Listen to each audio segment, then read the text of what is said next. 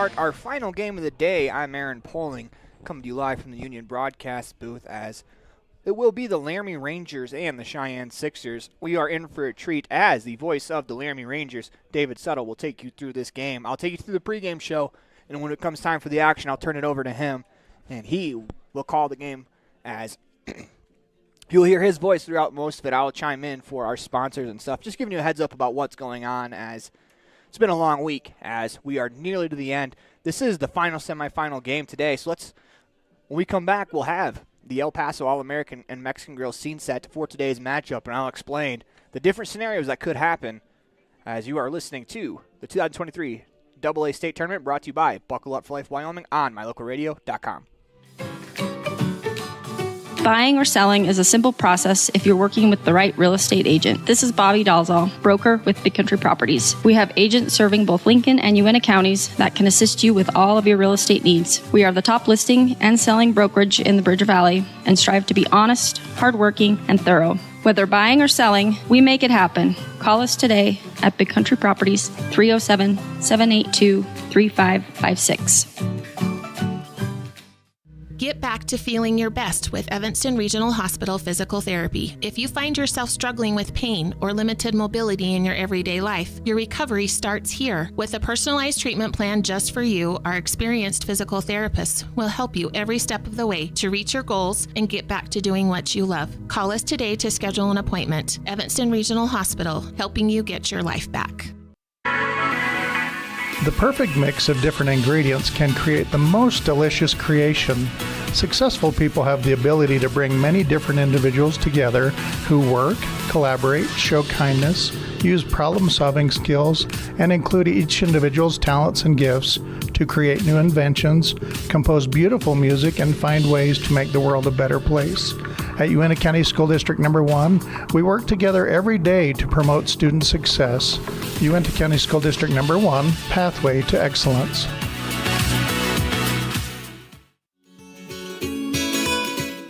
Fresh and flavorful ingredients are what makes the best restaurants great. At El Paso All-American and Mexican Restaurant, each entree is prepared with only the freshest and tastiest ingredients. The menu includes everything from tacos to steak, fresh fruit waffles to omelets, and mouth-watering burgers to sandwiches.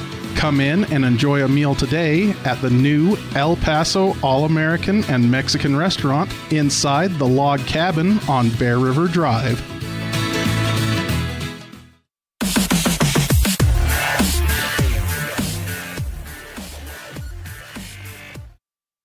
Welcome back to the Union broadcast booth in the middle of the 2023 AA State Tournament brought to you by Buckle Up for Life Wyoming on mylocalradio.com. It is time for the El Paso All-American Mexican Grill scene set for today's game on the Big Country Property Bobby Dalzall pregame show.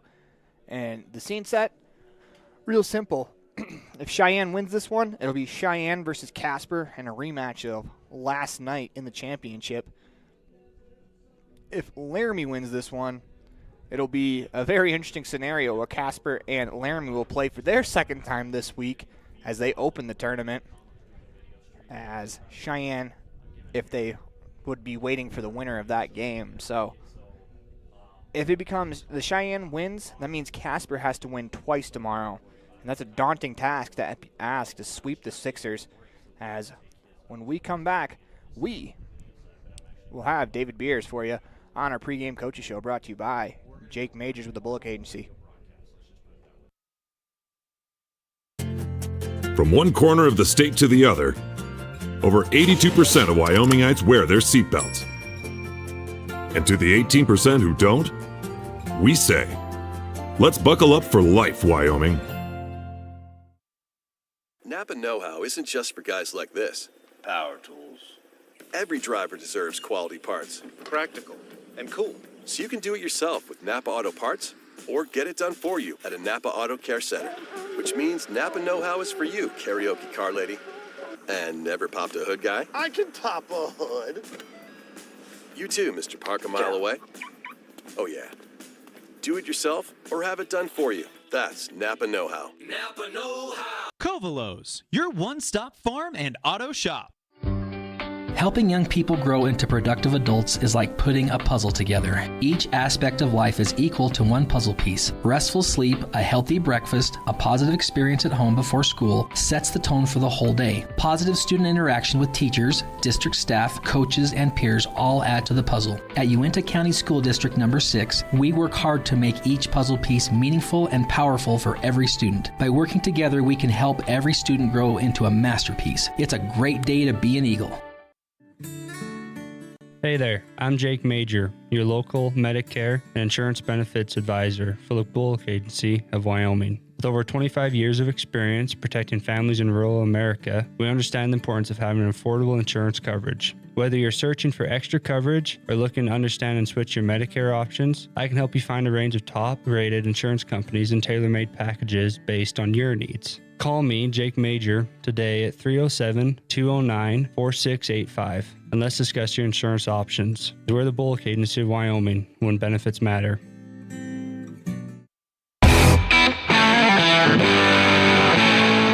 Here with Cody Beers. He is the public relations specialist with WYDOT, as well as a member of the Wyoming Seatbelt Coalition and a big fan of American Legion Baseball, of course.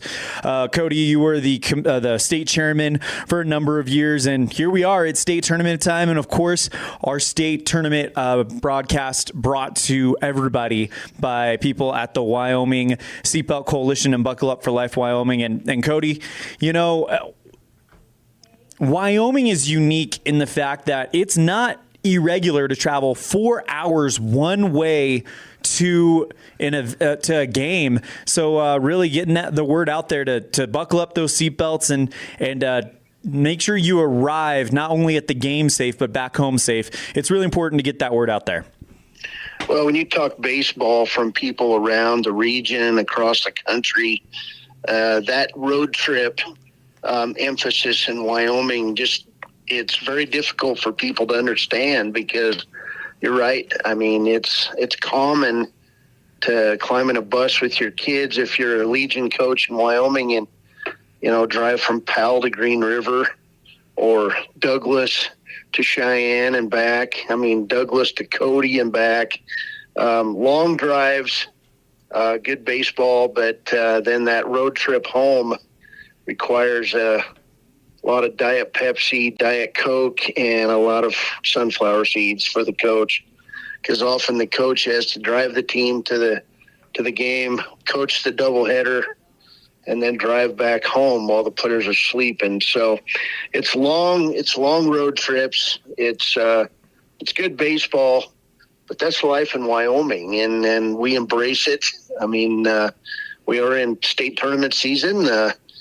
Just had a walk-off of Cheyenne beat Jackson in the C state championship game. And so, I mean, it's an exciting time of the year, and I'd just like to encourage everyone to, get there safely by buckling your seatbelt, and then get back home safely by buckling that seatbelt. Every ride, every time, it's that important.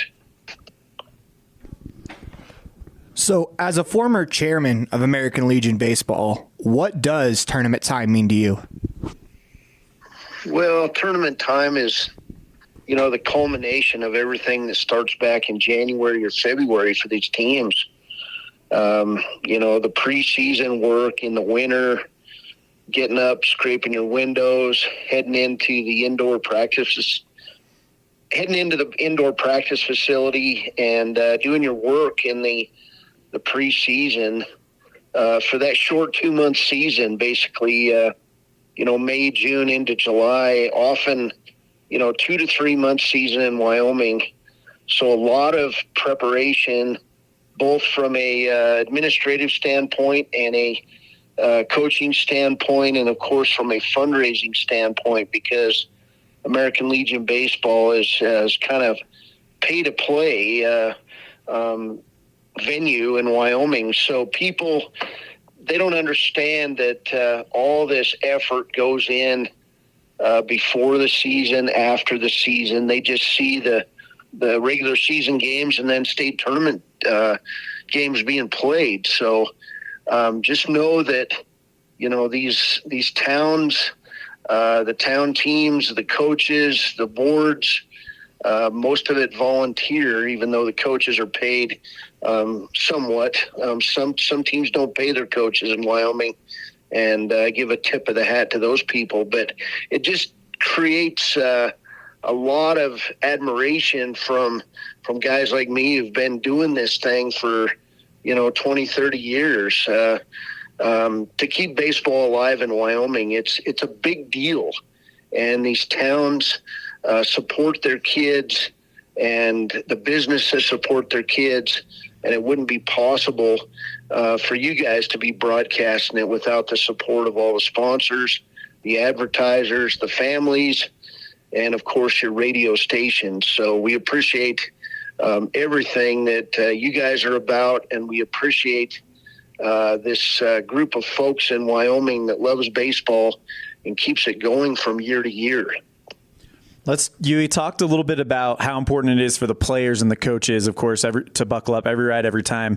But also the unsung heroes of this whole thing are the parents. I mean, they're traveling by themselves. They're putting their hard-earned money into hotel rooms and giving up their weekends to go and support their players. Can we talk a little bit about the dedication that we see from the people that are not inside the dugout, but instead it's the people that fill up the stands?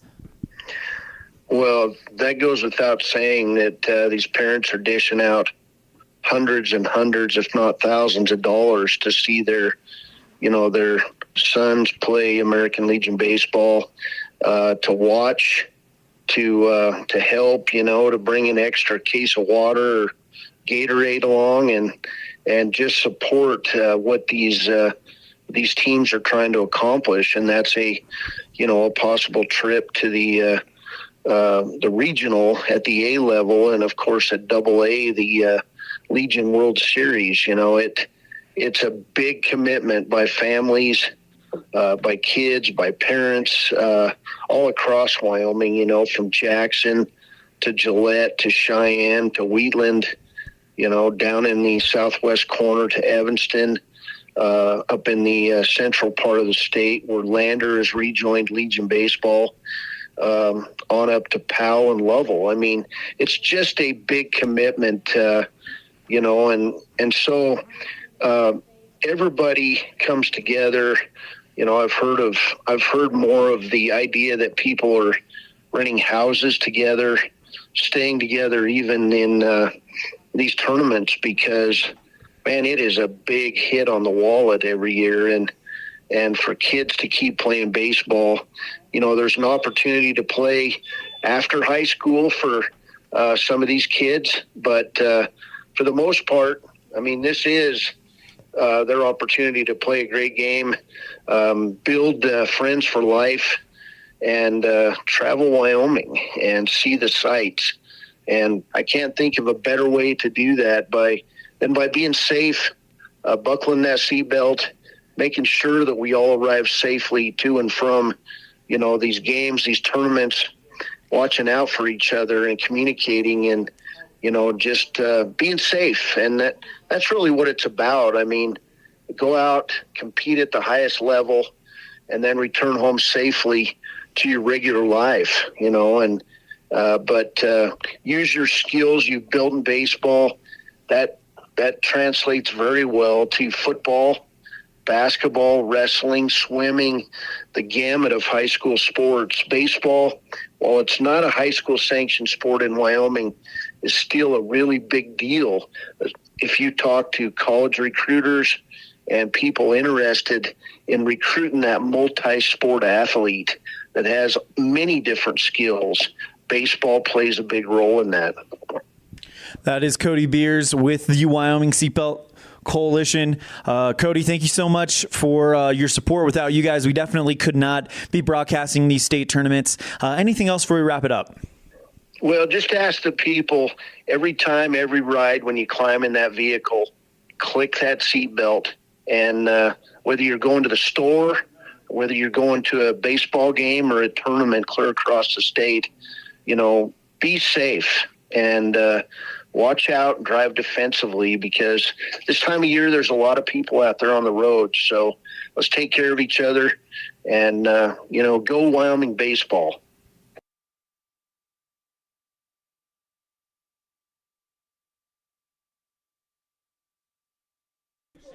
Welcome back to the Union Broadcast Booth. We'll be right back after this quick commercial break. I don't know about you, but every time I go to the grocery store, I'm filled with anxiety. Do I have enough money? Meat prices have doubled. How can I ever work on food storage when I can hardly afford food for this week? Wyoming Wild Meats in Lyman is the solution. Weekly specials are posted on Facebook. Beef, pork, chicken for one meal or a mixed order to fill the freezer. You will find quality Gosner cheese and milk products and delicious bread. Because overhead is low, the savings are passed to every customer. Wyoming Wild Meats, offering fresh domestic meats.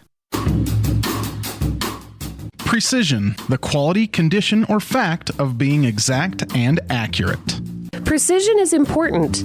Scoring the next point, making the perfect shot, getting the best score. And when you think of your dentist, you want precision to be the first word that comes to mind. That's why patients are so pleased with Dr. McKay Frankum. He provides precision family dentistry at reasonable prices to every patient. Dr. McKay Frankum, call today for an appointment. Call Dr. McKay Frankum at 789-8910. It's a great time to check out the digital banking options at Trona Valley Federal Credit Union and skip the trip. Members who enroll in digital banking can make deposits remotely, check bank balances, transfer money between accounts, make loan payments, and use automatic bill pay options. You can even connect Quicken or QuickBooks to your Trona Valley digital banking accounts. Learn how digital banking with Trona Valley Federal Credit Union can make your life simpler. Stop in today. Member NCUA. Quality is the one thing that you can always count on when you do business with Ellingford Brothers in Evanston. Whether you're looking for strong, high-quality cement for construction, sand and gravel for road base, a cement trough or critter ladder for your livestock, or steel fabrication, including custom towing packages, bumpers, and other vehicle accessories, you always get high-quality products and friendly, knowledgeable service at Ellingford's. Stop in today, 199 County Road, Evanston.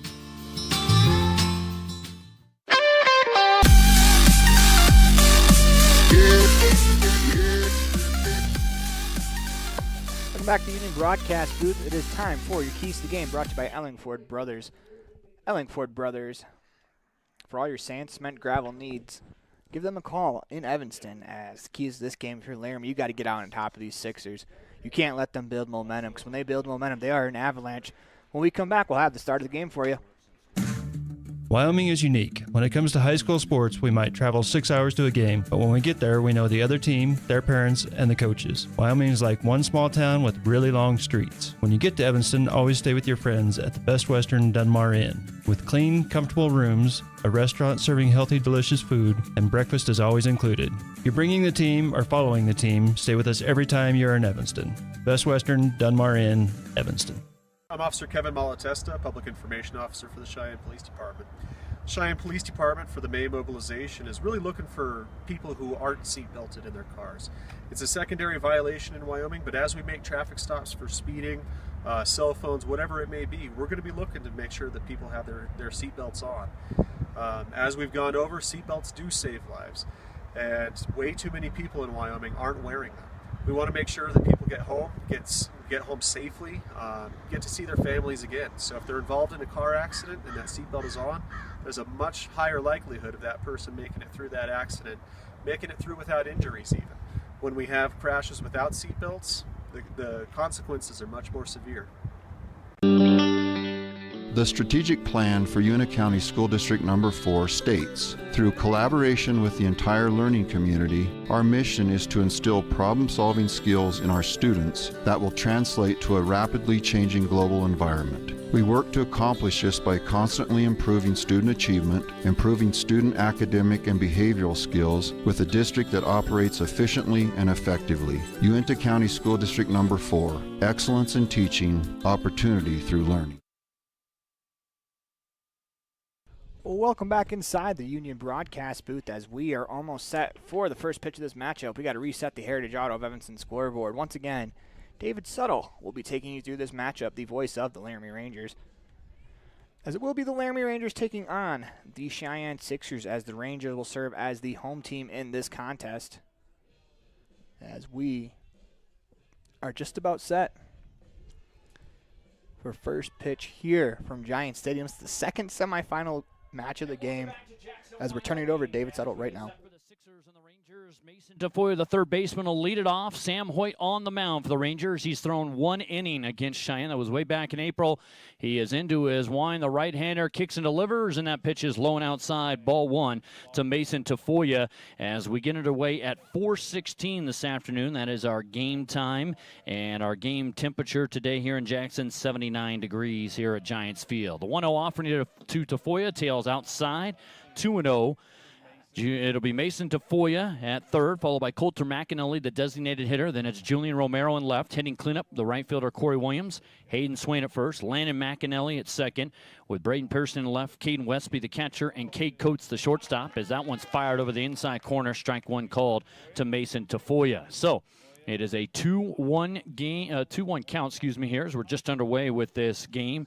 It's an elimination game for Laramie, but for Cheyenne, they already know they're in the championship. The 2-1 swung on, a missed, and it's 2-2 here against Mason Tafoya. For those of you just joining our broadcast at mylocalradio.com, glad to provide you with the broadcast today. We'll let you know that Laramie 0-5 against the Cheyenne Sixers this season. All those games back in April and May. They have not played each other in over 2 months. The 2-2 is spiked to home plate and way outside. Actually bounces off the dirt at home plate and then skips off of catcher Tate Moore's glove and hops up and hits the big back screen here. That's about 90, 100 feet up. That's behind home plate and down each line, kind of protecting the fans. 2-2 here.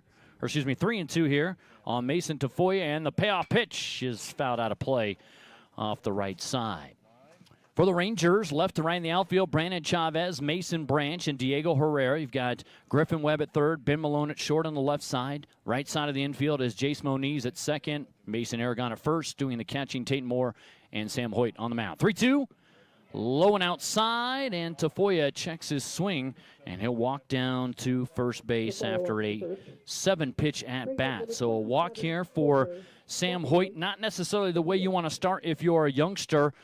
And we'll tell you a little bit about Sam Hoyt. He has been one of the mainstays in the rotation for the Laramie Rangers here in the 2023 season, and now he'll face the Player of the Year. Coulter McAnally received that honor on Monday night for the third straight year at the AA level of American Legion Baseball here in Wyoming. As Hoyt goes out of the stretch, glove extended away from his face and neck, and that one swung on and fouled to the screen just off to our right here.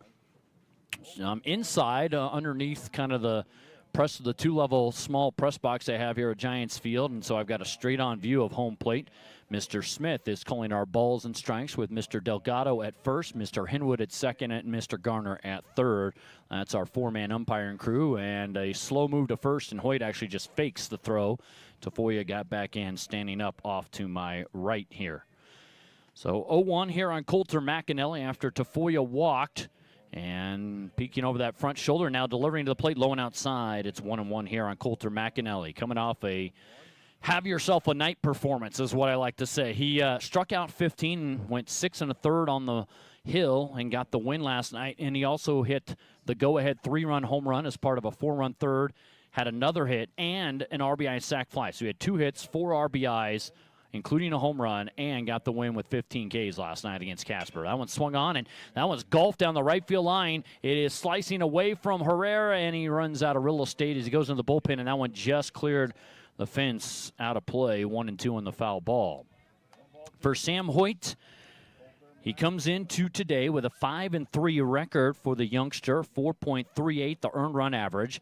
This is his 9th start of the season, 23rd appearance, 47 1/3 innings pitched on the year. He's allowed 43 runs, but only 30 earned runs on 55 hits.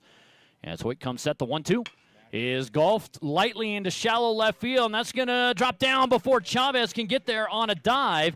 Going to third is Tafoya, and that will be a double for Coulter McAnally to left field, as that puts the Sixers in prime position with the heart of their order coming up. And that one was not a hard-hit ball by McAnally, but he served it out there, and because you have to respect his power, the outfield playing a little deep, particularly Chavez and left and Branch in center, and Brandon ran a long way, gave it a dive, but just kind of tipped off the edge of the glove. That'll get us to Julian Romero. 2 on, nobody out for the Sixers here. Against Sam Hoyt will finish his work. Sam with 22 walks, 55 strikeouts on the season. His one bugaboo, he's hit 11 guys on the season. And he has hit himself into some difficulty, as Coach Lozano for Laramie likes to say, as that pitch just off the outside edge. He'll go 2-seam, 4-seam fastball, a slider, and a changeup. Not really a true breaking ball, and he'll change his arm angle a little bit, which does fool some hitters. 1-0 here on Julian Romero, last year's AA state tournament MVP. Swings and lines that one back into center field. Branch will get to it quickly. He'll throw in. This is coming all the way to the plate, and it bounces away from Tate Moore, and that throw is going to allow Romero to take second, so it'll be an RBI single for Julian Romero, and the Sixers have an early 1-0 lead as Tafoya scores, and now you got runners at second and third with nobody out here for Corey Williams. And again, for the Rangers, this has been kind of the bugaboo when playing Cheyenne, as they get themselves in an early deficit, and all of a sudden that ability and that thinking that, hey, we got a shot to play with them and have an upset, it goes by the wayside. And that happens to not just Laramie, it happens to a lot of teams that the Sixers play. So here's Williams with a 1-0 lead, and runners at second and third. Swings and fouls off the first pitch off to my left, hits the netting. Williams bats left but throws right. He'll be in right field this afternoon for the Sixers. They're wearing their cream tops and pants, post 6 in dark navy blue and numerals in dark navy blue, trimmed in red on the front and back of the jerseys. As the 0-1. Strike called on the outside corner, and it's 0-2 here on Corey Williams for Sam Hoyt. And then you've got a dark blue stripe down the outside of the pants. Some guys wearing full-length pants, but a lot of guys for the Sixers like to wear the baseball pants, so they've got navy blue socks with 3 white stripes on them. I'll tell you about Laramie's uniform as Hoyt out of the full wind, 0-2 to Williams on the way, and that's way outside. Good job just kind of getting out of the catcher stance and getting up to his left for Tate Moore, the catcher for Laramie, to knock that one down and prevent a wild pitch. And possibly McAnally coming home. Ty Lane, the manager of the Sixers, coaching down at third. Off to my left, his top assistant, Gary Harley, is off to my right, coaching at first. Hoyt with a 1-2 on Williams and fires home, and that's way outside, and it's 2-2. So 1-0 on the scoreboard and 2-2 on the count here. Rangers with the black vest tops, the interlocking LR in royal blue trimmed in white, numerals in royal blue on the back of the jersey, only in royal blue trimmed in white, and white pants today. We've got the white undershirts. Usually they go with black undershirts with these unis, as that's fouled off, and Williams stays alive, keeping it at 2 balls and 2 strikes here. A lot of times, it is the black undershirts that everybody wears under these vest-looking tops for the Laramie Rangers. So Laramie going with this is probably my favorite jersey top for the Laramie Rangers, to be all honest with you folks. I do like our post 14 vest. The 2-2 again is fouled off again to the left side, and it's 2-2 still here on Corey Williams. And our home plate blue is looking for some more baseballs. We get one back from on-deck hitter Hayden Swain here real quick. Cheyenne in the third base dugout. Off to my left is the visiting team. All home teams are in the first base dugout, so that's where Laramie is. Off to my right, I see Coach Lozano sitting on a chair just outside the edge of the dugout. Conrad Chavez, his assistant, calls the pitches here. 2-2 again is golf down the left field line. That's going to slice foul away from Brandon Chavez, who gives it a look. But that one's still foul. So we got a big battle going here. Still a 2-ball, 2-strike count, but I'll say this much. 8th pitch of the at-bat coming up here, and this is what's happened to Laramie pitchers a couple times in this tournament, where they've gotten themselves deep in the pitch count in that first inning, and Cheyenne does this not just to Laramie, but to a lot of people. And Sam Hoyt trying to have success here. He's faced 229 batters and thrown 838 pitches on the season coming into this one. Here's your 2-2 yet again. And that drops low and in on Williams. A good eye for Williams. He took that pitch low and in, and it did drop low and inside on the left-handed hitter. So we go to a full count, 3-2. And this will be the 9th pitch of the at-bat. Tate Moore checks the play card, and he'll relay the sign out to Hoyt. Again, runners at second and third with McAnally at third. That's Coulter. His brother Landon is coming up here. And that pitch is swung on and lightly golfed over to Mason Aragon at first, and the little 9-iron chip shot right into the glove, and that'll be out number 1 as he kind of jammed him, and Williams couldn't get much on that one, and the fly out produces 1 out, and that'll get us to Hayden Swain. He's been one of the big guys in the lineup for this Sixer squad, as he's already hit 2 home runs here at this state tournament. Total of 6 home runs hit at the state tournament. 3 by Cheyenne. Swain's got 2. Coulter McAnally hit the one last night. Laramie's got 2. As Ben Malone had a grand slam 2 days ago, and Mason Branch a 3-run shot yesterday as that fastball low and outside swung on and missed by Hayden Swain. Right-handed hitter will play at first base today for the Sixers. And so Landon McAnally is on deck. The younger brother of Coulter McAnally. Again, 2 on, 1 out here. Second and third, already a 1-0 Sixer lead. And the 0-1 from Hoyt is in the dirt, swung on and missed. It gets a big ricochet off the backstop here. There's a decent amount of room behind home plate and down each line. It does curve in a little bit, more so down the right field line than the left field line because there's a bullpen in play down the right field line, whereas the bullpen is back hidden and protected by some fencing down the left field line. But that one hit so hard off the padding that bounced right back to Moore, and no chance for McAnally to make it home. 0-2, and Hoyt fires in. That one is hit in the air to right center field. Long run, and nobody's going to get this one as this one hops to the fence in the deepest part of the ballpark. Herrera's going to throw in. Swain will be held at second with a 2-run double, 3-0 Cheyenne. And so Hayden Swain continues to rake here at the AA state tournament. I would tell you he's probably right there with Coulter McAnally in terms of the top candidates for state tournament MVP right now. And so a quick word for Tatum Moore to visit with Sam Hoyt, try and calm down the young pitcher. Tatum Moore, one of the 6 seniors on the Laramie roster. He's one of the 3 guys that could potentially come back for Laramie next year as a super senior when he's eligible to come back as a 19-year-old. Laramie's got a couple other guys that are young juniors that'll be seniors next year that would have a chance to come back in 2025. So this team still could have some pretty good representation as we go throughout the next couple seasons. Landon McAnally with a runner at second and 1 out. Righty-lefty matchup here, and Hoyt fires in, and that one's back up the middle, and that's going to drop in. Mason Branch will get to it quickly. He'll toss into Jace Moniz, but just a solid single, finding the right pitch that you want to if you're Landon McAnally, and because of that, it just means that the inning continues. Now you got runners at the corners with 1 out. And Tate Moore will more than likely go out in front of home and get some defensive signs here as we get to the 7th man in the inning, Braden Pearson, who ended up starting day 2 for this Cheyenne squad. As Cheyenne ended up playing Jackson, I threw Braden Pearson, who had beaten Jackson in the regular season. He didn't quite go as deep in the game on Tuesday. That fastball tails off the outside corner, ball 1.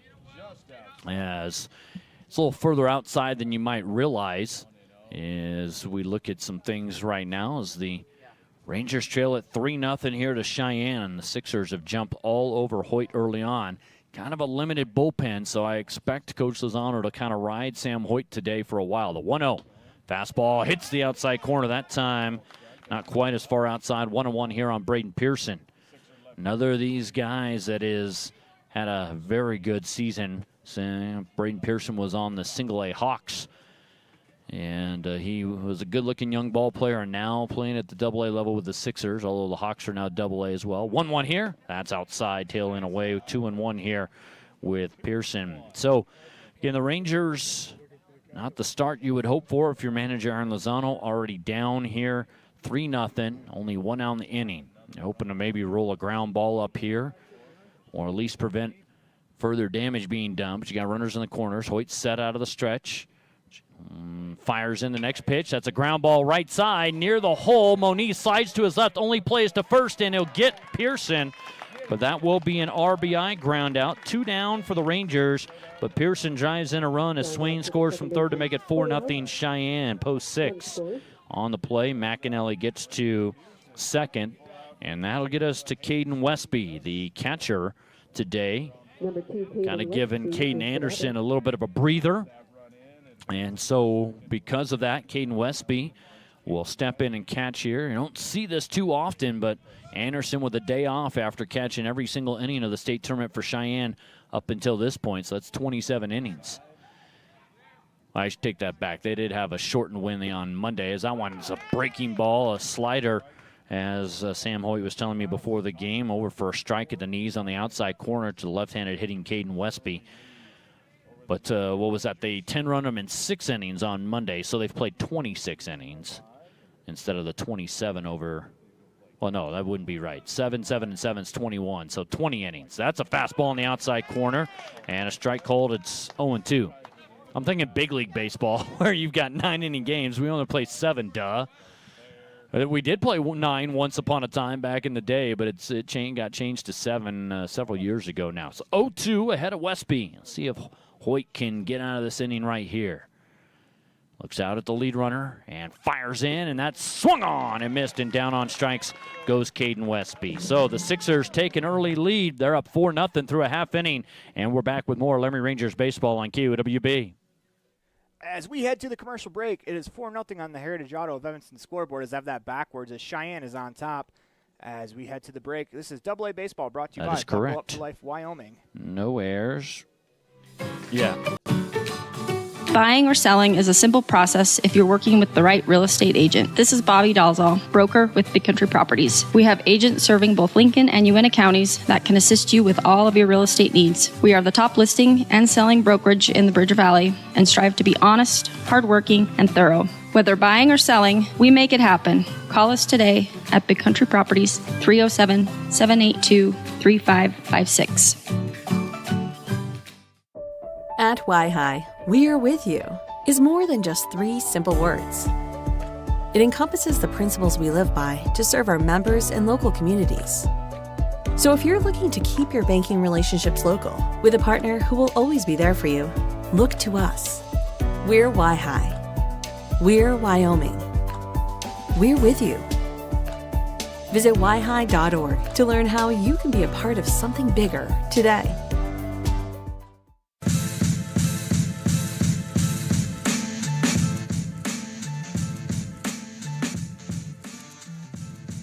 Welcome back to the Union Broadcast Booth as we are about to get underway here in the bottom of the 4th inning.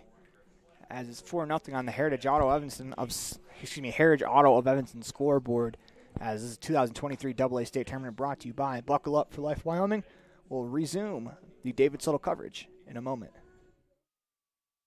Here in Jackson, as in the top of the first 6, you get 4 runs on 4 hits, no errors, 1 left, all 4 runs earned. Hoyt does get 1 strikeout, but he threw 32 pitches is what I've got. Well, I'm going to double-check that, though, here in just a moment. Going to the bottom of the first, Ben Malone, the customary leadoff hitter for the Rangers. The shortstop will indeed be hitting first, followed by right fielder Diego Herrera, Brandon Chavez in left. In his usual cleanup spot, the catcher Tate Moore, followed by third baseman Griffin Webb, Mason Branch in center, Jace Moniz at second. The pitcher Sam Hoyt hits 8th, and then rounding out the order is Mason Aragon at first for 5th-year manager Aaron Lozano, top assistant Conrad Chavez. Coach Lozano off to my left, coaching at third. Coach Chavez always over at first, and we'll see Peyton Seeley, second team All-State right-hander, fires in, and that one hits the outside corner to Ben Malone. Ben has had a better state tournament. He kind of broke out of his slump with that grand slam against Rock Springs on Tuesday morning. Had a good day yesterday at the plate. And as the Laramie got past Jackson, as that fastball hits the outside corner, and it's 0-2. Peyton Seeley really has come into his own this year in a Sixers uniform. And again, second team All-State at the AA level this year. Throwing to Caden Westby, a guy he's thrown to a little bit before. And this one drops low and outside with an off-speed breaking pitch, but Ben Malone does not chase. 1-2 here on Malone. Trying to get things jump-started for the Laramie Rangers. And the pitch, fastball, that stayed high. Good spot there by Westby behind the plate as he snagged it real quick and brought it down like you'd like to see a catcher do, frame the pitch. It just didn't, it ran a little high. So 2-2 here on Ben Malone.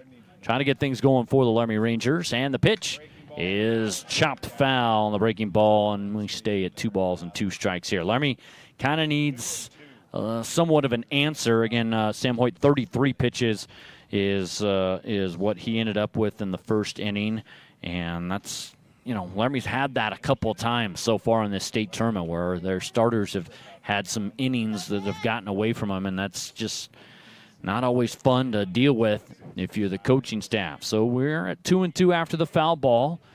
Westby peeks off the left side of that glove. 2-2 again. Is swung on and missed. Dug out in the dirt. Picked up by Westby. Falls down and then throws and actually hits Malone. And it'll be a drop third strike pass ball that allows Ben Malone to get on.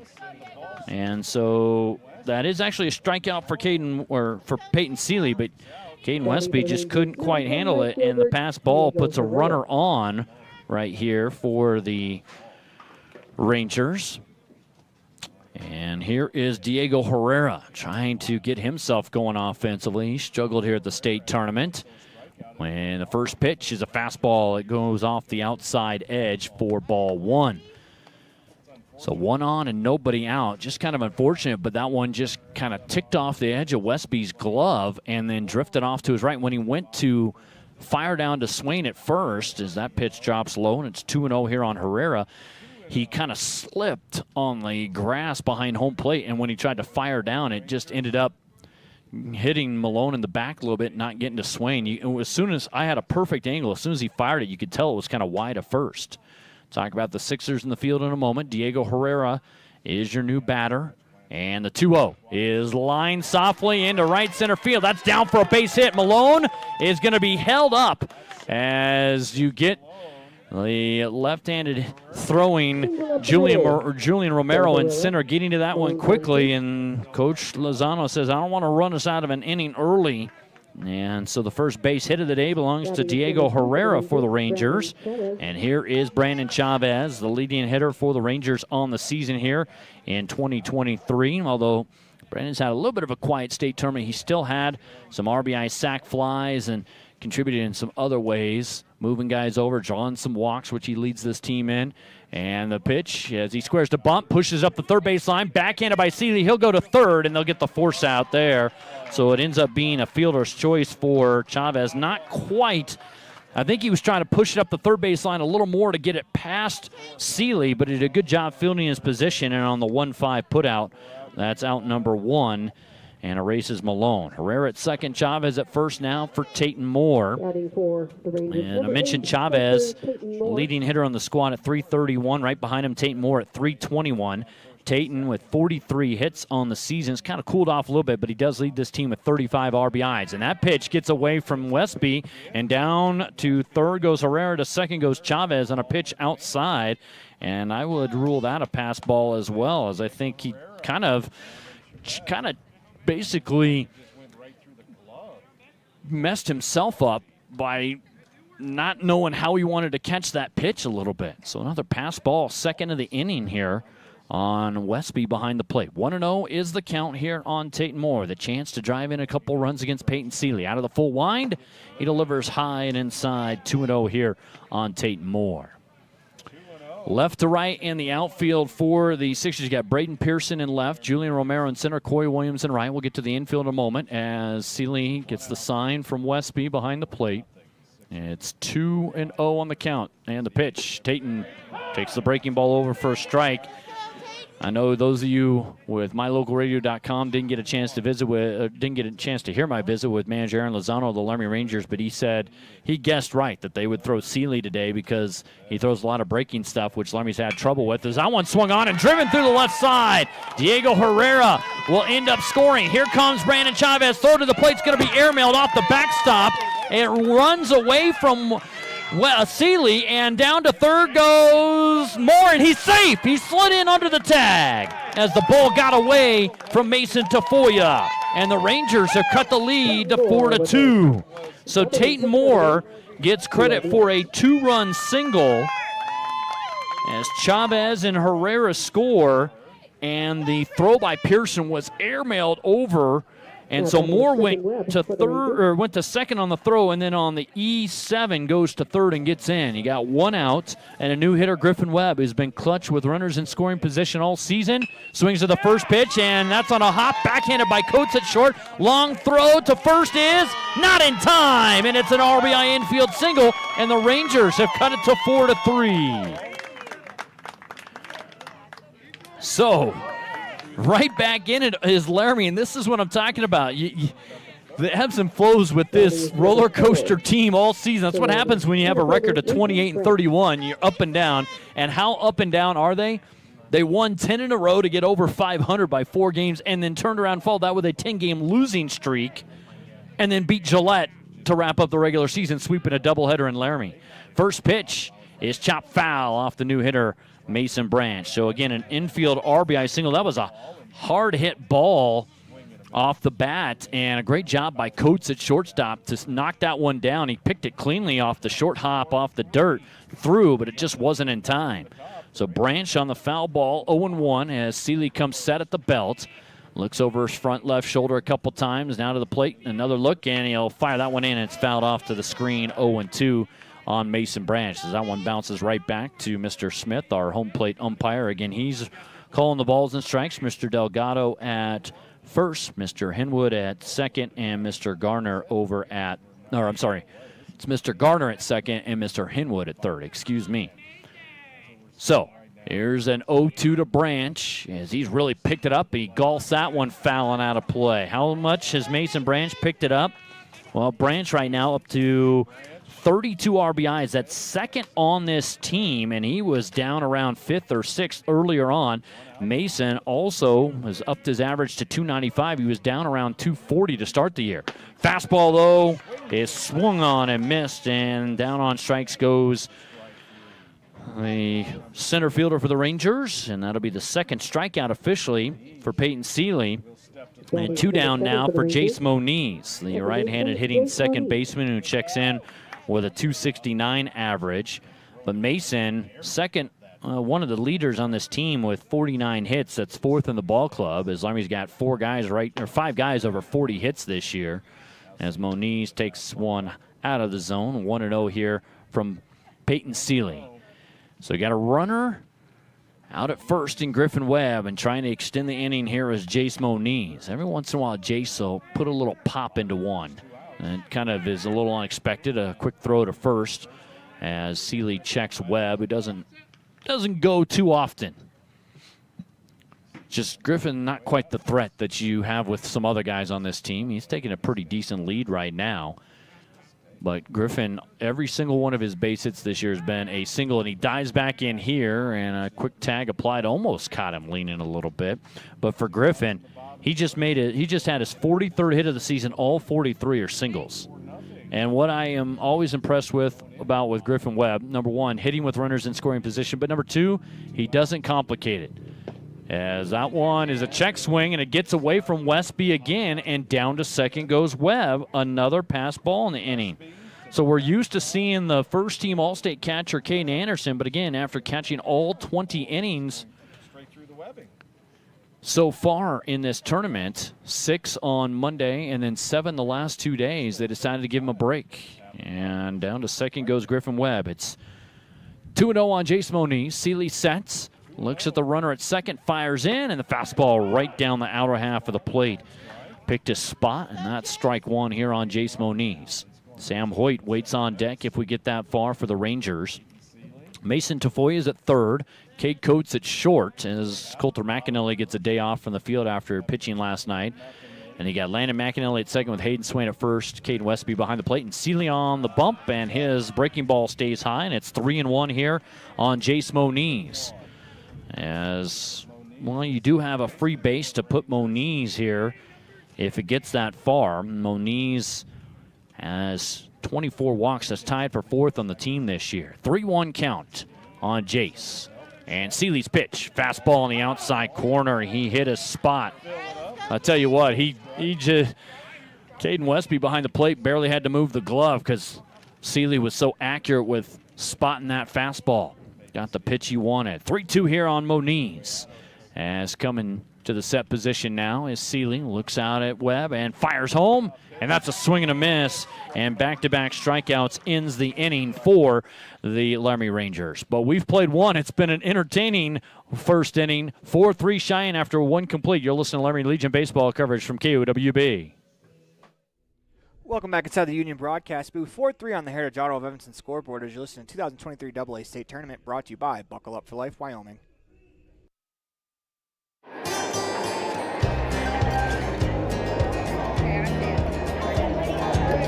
I buckle up because there's been too many fatalities around our house where somebody would have survived if they'd been wearing their seatbelt. I definitely wear my seatbelt to keep him safe. I wear it just for safety.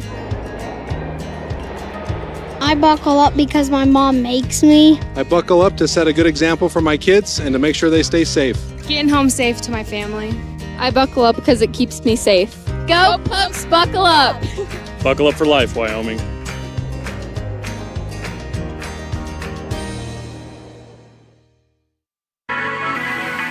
The perfect mix of different ingredients can create the most delicious creation. Successful people have the ability to bring many different individuals together who work, collaborate, show kindness, use problem-solving skills, and include each individual's talents and gifts to create new inventions, compose beautiful music, and find ways to make the world a better place. At Uintah County School District Number 1, we work together every day to promote student success. Uintah County School District Number 1, Pathway to Excellence. Do something good for yourself. Give your home a new look. At Kazine's Furniture in Evanston, their friendly staff will help you make your home a peaceful and beautiful place to be. Comfortable furniture, appliances, artwork, lighting, and accessories work together to create an enjoyable and inviting atmosphere in your home. Make your living and sleeping space a wonderful place to be. With brands like Serta, Ashley, GE, and more, visit Kazine's Furniture at 941 Front Street in Evanston.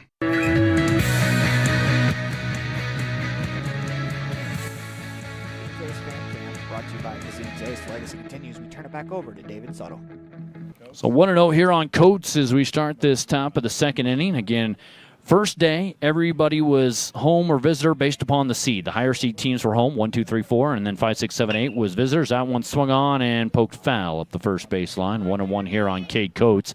But then after that, from day 2 on, it's been a coin flip. And Laramie actually won the coin flip for the first time last night.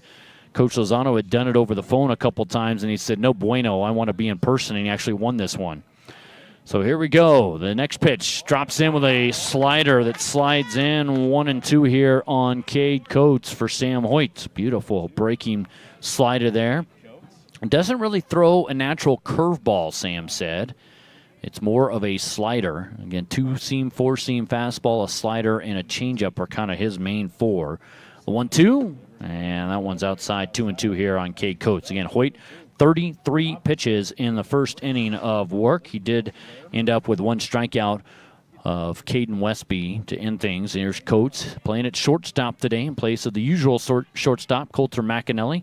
And that one swung on and chopped to the right side on 2 big hops. Jace Moniz fields, fires wide, and throws it away. And then it goes into the Laramie dugout. And the E4 is going to put Coates at second. So Moniz tried to field nicely off the second big hop, charging that ground ball, but then his flip throw was wide of Mason Aragon at first, actually pulled him off the first base bag back towards home plate. So not to the outfield, but back into the diamond, and it got past him as Mason tried to come off the bag and field that one, but that's kind of how wide it was, and it bounced right into the Laramie dugout. So on at second is Coates for Tafoya, who walked on a 3-2 his first time up. Hoyt now comes set, glove at the chest, and he'll fire in, and that one drops a little low and inside, apparently on Mason Tafoya, 1-0. Tate Moore looking off to his right to the dugout for Laramie, trying to find a way to get the right pitch to find an out here early in this inning. It took Laramie 4 batters to get that first out back in the top of the first. And that pitch on the inside of the knee, strike 1 called this time. One of those where, those routine ground balls, and Jace Moniz, instead of stopping, just let his momentum take him, and he tried that sidearm flip, and it just got away from him. For Laramie, that'll be their first error of the game defensively. And the 1-1. That's low and outside. 2-1. Gets away from Tate Moore. Going to third is Coates as he got the jump on it. And down to third on the pass ball goes Cade Coates. That one just Moore almost had it in the glove, and then I don't know if he squeezed it too soon or what it was, but it got past him and then trickled into the grass behind home, and Cade Coates got a good read on it, so he's already at third. It's 2-1 on the pitch here, and that one comes inside and brushes him back. 3-1 here on Mason Tafoya. He walked on a 3-2 pitch last inning to start the game, and it was actually the second 3-2.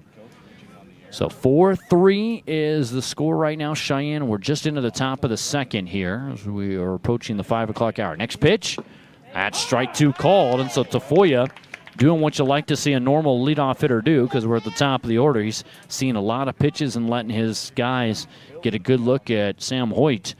And, of course, this at the same time, they run up the pitch count a little bit.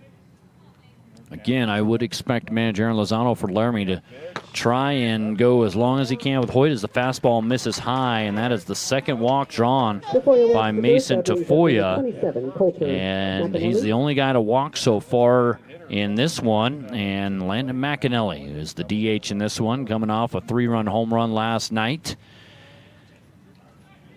The only other home run hit in the tournament that's not by Cheyenne or Laramie is Mason Drube of Gillette, and the Riders got eliminated earlier today, losing to the Casper Oilers 7-3. So if Laramie somehow comes back and wins this game, they'll play Casper at 11 a.m. tomorrow. As dancing around at first is Tafoya. Instead, that one's thrown low and outside. Good backhand stop to his right by Tate Moore. If Cheyenne wins this game, it'll be the championship at 11, and Casper would have to beat Cheyenne twice. Otherwise, you'll have a Casper-Laramie loser-out game and then a one-game winner-take-all second or championship game at 1:30 tomorrow. So, 1-0 pitch. That drops low and outside. It gets away. Here comes Coates. Hoyt's trying to cover, and the throw glances off of Hoyt's glove up the first baseline in foul territory. Mason Aragon picks it up, but that will be another error as Tafoya alertly.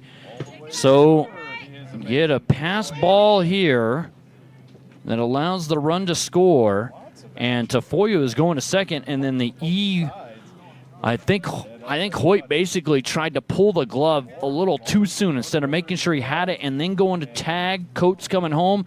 He kind of pulled his glove just a touch too soon, and I mean a fraction of a second. It tips off the end, and that error ends up leading, second error of the inning, to a runner at third, and it's 2-0 here on Coulter McAnally, and now a 5-3 lead here for the Sixers. And the 2-0 is swung on and golfed into center field. Backing up is Mason Branch. He'll get to it, and plenty of room. He'll fire in as best he can, but tagging from third and the RBI sacrifice fly is going to make it 6-3 in favor of the Sixers. So McAnally does his job, picks up an RBI, and now Conrad Chavez is going to come out and try and settle things down with Sam Hoyt here as Mason Tafoya scores, tagging up on that fly ball. That's the first out of the inning and gets us to Julian Romero, who had an RBI single last inning. So 6-3 is your score here as we bring you Laramie Legion baseball coverage on KOWB.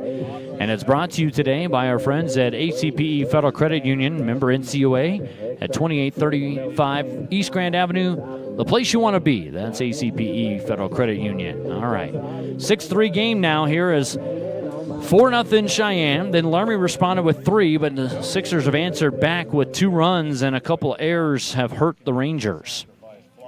So here is Julian Romero, singled and scored, also drove in a run with that single last inning, as we got a 6-3 lead here for Cheyenne.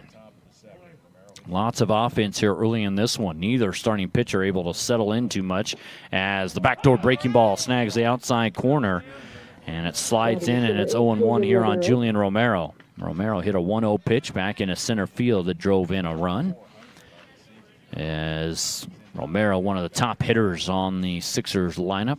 He's one of their returning college guys this year, as that one swung on, or I'm sorry, bounced to home plate inside. I don't want to say swung on and missed, but bounced in there and almost hit him in the foot, actually, but it bounced off the home plate dirt and ricocheted to the screen. So Hoyt is continuing to labor here for the Rangers this afternoon, trying to find a little rhythm and a little confidence. Nobody on, 1 out, and that one's lined into right center field gap, and that's going to get down and run away from Diego Herrera. Picks it up shy of the warning track, but that'll be a 1-out double for Julian Romero, and the double is his second hit, and that will be their third extra base hit of this game. And so this is the biggest part of the ballpark is where Romero just sent that one. 330 down each line, then 355 to left center, 365 to straightaway center, but the deepest part of the ballpark, 370 to right center here at Giants Field in Jackson. Back up here for the first time since the state tournament was here in 2016. Next year going to Casper for the AA state tournament will be at Mike Lansing Field. So 1 on, 1 out for Corey Williams, who popped out on a little light pop-up to the first baseman, Mason Aragon, and the fastball runs off the outside corner, ball 1 here for Corey Williams. Let you know that the winner of the state tournament, along with the host team, which is the Gillette Riders, that's where the Northwest Regional Tournament for Region 7 is again at Lackey Stadium in Gillette. Starts on August 2nd. And Gillette will be there along with the Wyoming State champion.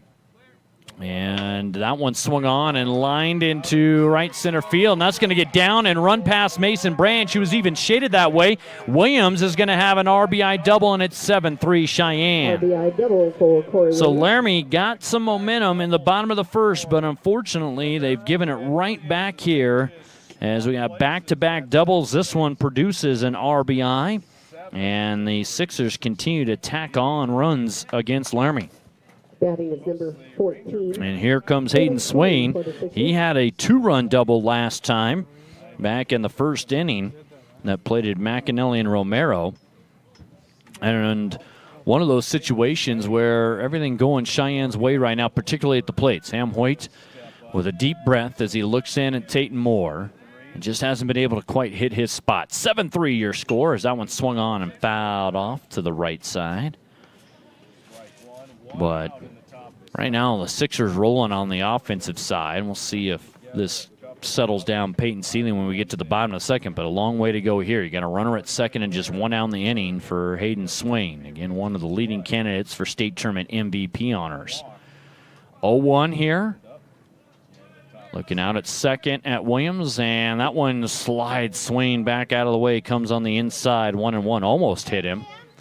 Coach Lozano and I talked about that before the game. I mentioned it earlier in the broadcast how he's hit 11 guys on the season, and that's been a little bit of the bugaboo for Sam, the youngster. He does like to challenge hitters inside, but every once in a while that ball gets away from him and he ends up hitting batters. 1-1 here, and the pitch. Drops that slider over for a strike, called at 1-2. So I was saying that the winner of the state tournament will join Gillette at the regional. Gillette will play the Washington champ, which I believe is Yakima. Then you got Medford, Oregon going. The Helena Senators represent Montana. Rocky Mountain Lobos representing Colorado. And the 1-2 here is a fastball that runs up and in, 2-2. Lost kind of the control of that fastball running up and in on Swain. But we will not have the Idaho Falls Bandits this year. They got knocked out of the Idaho State Tournament last night. They lost to Pocatello, the Running Rebels, and then got knocked out by Coeur d'Alene 5-1 last night. So the Bandits, who have been one of the top programs in the country the last 4 seasons, not going to the regional this year, as that one swung on and fouled off to the right side, 2-2. The Bandits won it all in 2019. There was no regional or national tournament in 2020, but they were one of the top teams in the country that year. They won it all in 2021 and then finished runner-up last year, getting beat in the 7th inning. As we do have some activity down the right field line, and the bullpen looks like Aiden Buchanan starting to warm up here for the Rangers. 2-2 still after the foul ball. Hoyt stares in at Moore, has the sign, looks out at second after coming set, and he'll wheel towards second, and running back to the bases, Williams, with nobody behind him. So we'll have somebody new from Idaho there. The Alaska champ is, again, Eagle River. So a lot of the same teams as last year are there because Yakima's back, Medford's back. You got the host Gillette. As that one comes in, and he hit him. And there is the 12th hit batter of the season. Swain gets plunked on the inside, pitch on the hip. And that will put runners at first and second with 1 out here in the top of the second in a 7-3 Cheyenne lead. And if Cheyenne were to win the state tournament, we got a long way to go in this game, plus also tomorrow, as Casper has made it to tomorrow. We've got 1 out here with the 2 on in the top of the second. But if Cheyenne were to make it back, that would be Cheyenne plus Gillette, obviously, Medford, Yakima, and Eagle River. You'd have 5 of the same teams at the regional. And Rocky Mountain, there's actually 6 of those teams. The only teams that would be different would be the Montana champ. But Helena was there 2 years ago as the Montana champ, so they've been to Gillette before. Because think back to so this is actually the second year of the bid for Gillette. They actually took the second year of Lewiston, Idaho. And they only wanted to host it for 1 year as Hoyt comes setting in wheels towards second, chasing Williams back. So that's why Gillette has had it 3 straight years. They actually took the second year of Lewiston, Idaho in 2021 to host the regional, and now this is their second year of their 2-year bid process, and then it goes somewhere else in the region next year. The 0-1 pitch outside here. Or I'm sorry, first pitch. So it is 1 ball, 1 strike, on Landon McAnally. But so 6 teams, if Cheyenne wins the state title, would be same as last year. You just have a different Idaho champ and you have a different Montana champ. So, and the way Cheyenne played last year at the regional, taking Idaho Falls all the way to the wire, and Idaho Falls had to beat them twice, and they did. That's a ground ball to the right side. It's scooped up by Moniz, and he'll flip it over to first to make sure they get this out off the bat of McAnally. That will advance the runners, and 2 down. Jace this time making sure that he fields clean, fires in a good spot over there. Didn't want to take with the speed of Swain over at first, and of course he's not maybe as fast as like a Tafoya or Romero or even Williams or Coulter McAnally. Hayden Swain not necessarily lacking for effort. He did not want to maybe make a risky move and stop and try and wheel and fire to second as that pitch is outside to Braden Pearson, who grounded out. He did drive in a run last inning, but he's 0 for 1 with that RBI ground out. 7-3 here is Braden Pearson trying to continue the inning with second and third here for the Sixers. Williams at third and Swain at second. Hoyt out of the full one, works off the first base edge of the rubber and fires that fastball at the knees on the inside corner, evens this at 1-1. There's been a lot of air traffic today, Aaron, here out of the Jackson Hole International Airport. And I've noticed a lot of it's going southwest. Wonder where those people are flying to. I think people might get my thought process. I'm just having fun with them. All right, 1-1 here on Hoyt, on its way. That one's fouled off, and Aragon gives a look, but it goes back off the right side. Thought for a moment it had popped up a little bit, but it was way off the right. Again, Aiden Buchanan continues to warm up. Not a very deep bullpen today for the Rangers. They've only got one guy that they can't use at all, and that's Mason Branch the rest of the tournament. They do have a couple guys in their arsenal that are regular starters that could come back tomorrow, but of course you're facing a deficit here. 1-2. Fastball swung on and missed, and down on strikes goes Pearson, and that will retire the side. But Cheyenne adds the 3 that Laramie got. They match it in the top of the second. 7-3 after 1.5. You're listening to Laramie Legion baseball coverage on KOWB. Welcome back to the Union broadcast booth, as my local radio will have every single game of that AA regional tournament that David Suttle was talking about as we head to break. 7-3 on the Heritage Auto of Evanston scoreboard. At the Evanston Walmart, you'll find all the tools students need to succeed. Our team is committed to providing quality products and an excellent shopping experience. Stop in today. 125 North 2nd Street, Evanston. Walmart. Save money, live better. From one corner of the state to the other, over 82% of Wyomingites wear their seatbelts. And to the 18% who don't, we say, let's buckle up for life, Wyoming.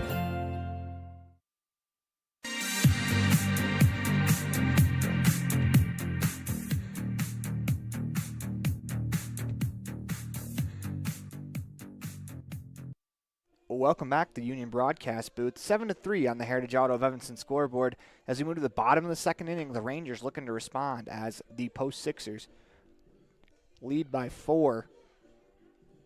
So it looks like Seeley back to the mound as we're going to turn it over to David Suttle as he has this game in the 2023 AA State Tournament brought to you by Buckle Up for Life Wyoming. And we'll face the opposing pitcher, Sam Hoyt, going to lead it off here for Laramie in the home half of the second. 3 runs, 2 hits, 2 errors, 2 left on, and only 2 of the 3 runs earned as the Laramie Rangers just not able to kind of get things get the ship righted, so to speak. And actually 3 errors, I should say. I take that back. 3 errors there in that inning that allowed for 1 unearned run to score. So Laramie got 3 in the bottom of the first, and it looked like you're back in the game, but then you give it right up. And that's not good, but we'll see what Sam Hoyt can do. He actually had a good day at the plate yesterday in Laramie's win over Jackson. Hoyt went 2 for 3. Also reached on an error and had a 2-run double that gave Laramie the lead for good in that 8-7 victory over Jackson. So Hoyt, Aragon, and Malone, 8-9-1 in the Laramie lineup against Peyton Seeley. 24 pitches in the first inning. The righty fires in, and a fastball is right there at the knees for strike 1. That one on the inside part of the plate here as, again, Giants field. Wind blowing in a little bit out of the west-southwest. Flags blowing beyond the center field wall. It's about 30 feet in height, their little kind of center field green monster. And then on the top of the arc, you get up to 40 feet. Not many people can put a home run over that, as that next pitch missed and that one misses. So it's 2-1 here on Sam Hoyt. But Hayden Swain of Cheyenne, the first baseman, smacked one over that green monster in center, straightaway center back on Monday as Hoyt swings and golfs that one to right center, and Romero hasn't played perfectly and gets to his left.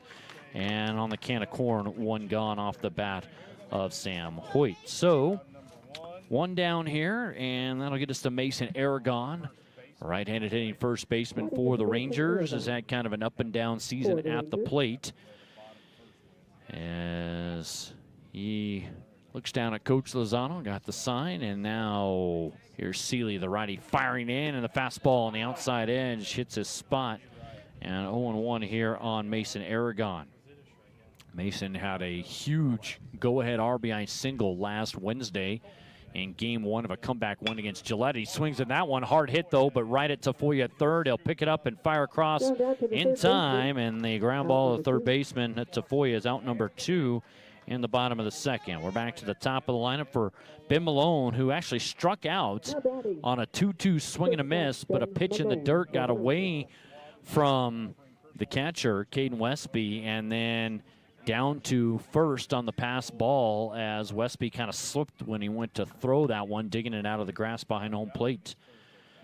Here's Peyton Seeley, first pitch to Ben Malone. Swings at the fastball and fouls it off to the right side. Rangers Legion baseball coverage on KOWB here in the 2023 season, brought to you by Cowboy Car Wash.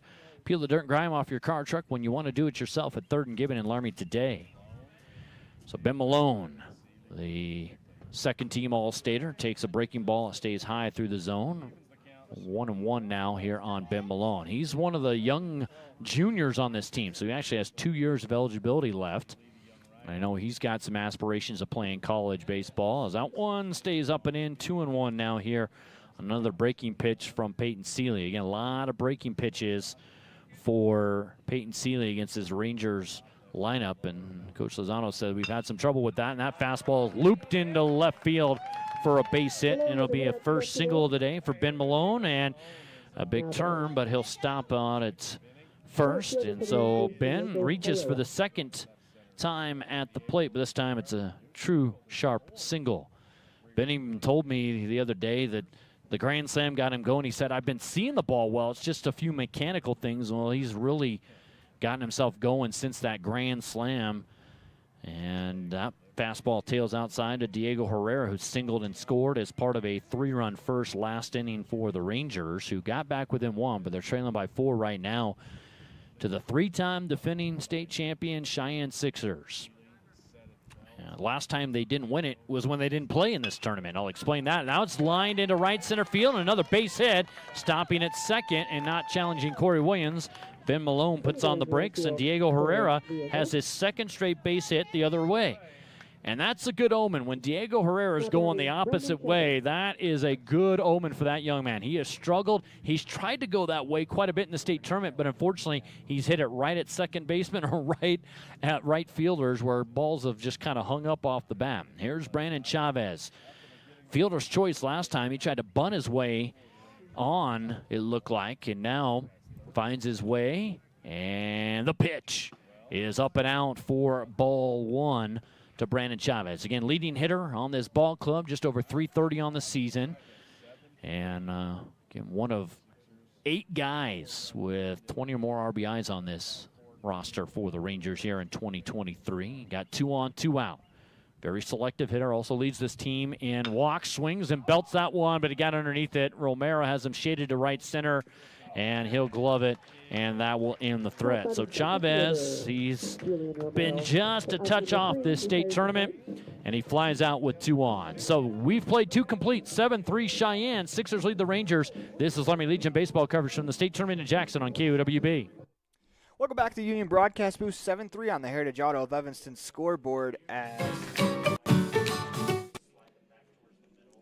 we head to break. You are watching 2023 AA State Baseball, brought to you by Buckle Up for Life Wyoming. At the Evanston Walmart, you'll find all the tools students need. The best trips away from home always come when you know you're among friends. This is Coulter Patterson, General Manager at the Come On In Hotel and Suites in Casper, Wyoming. I invite you to stay with us every time you're here. We've got the absolute best staff. Lots of our team members have been working together for years, and we feel like we're a happy family. I guarantee you'll feel that when you come stay with us. We're always glad that you choose the Come On In, and we'll do everything to make your stay comfortable and relaxing. The Come On In Hotel and Suites is the best place to stay because we have the best staff in Casper. Come on in today.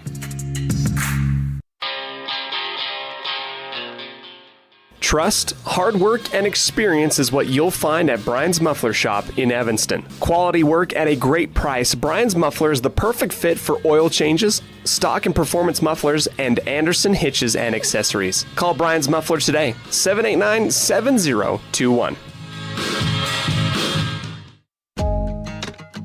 Dad, I heard that human eyes can distinguish between 1 to 10 million different colors. Is that true? That is true. The human eye is amazing. We use our eyes not only to work and learn, but also to simply enjoy the beauty that surrounds us. At Uinta Eye and Vision, we care about each individual's eye health needs. Whether a person is looking for computer glasses, polarized sunglasses to assist in outdoor hobbies, contact lenses, or has general eye health needs, we are here to listen to our patients' thoughts and concerns to help them enjoy their amazing eyes. Call today to schedule an appointment. 789-3937. Welcome back to the Union Broadcast Booth. 7-3 on the Heritage Auto of Evanston scoreboard. 2023 AA State Tournament brought to you by Buckle Up for Life Wyoming, as it's the Uinta Eye and Vision third inning. Back to David Suttle.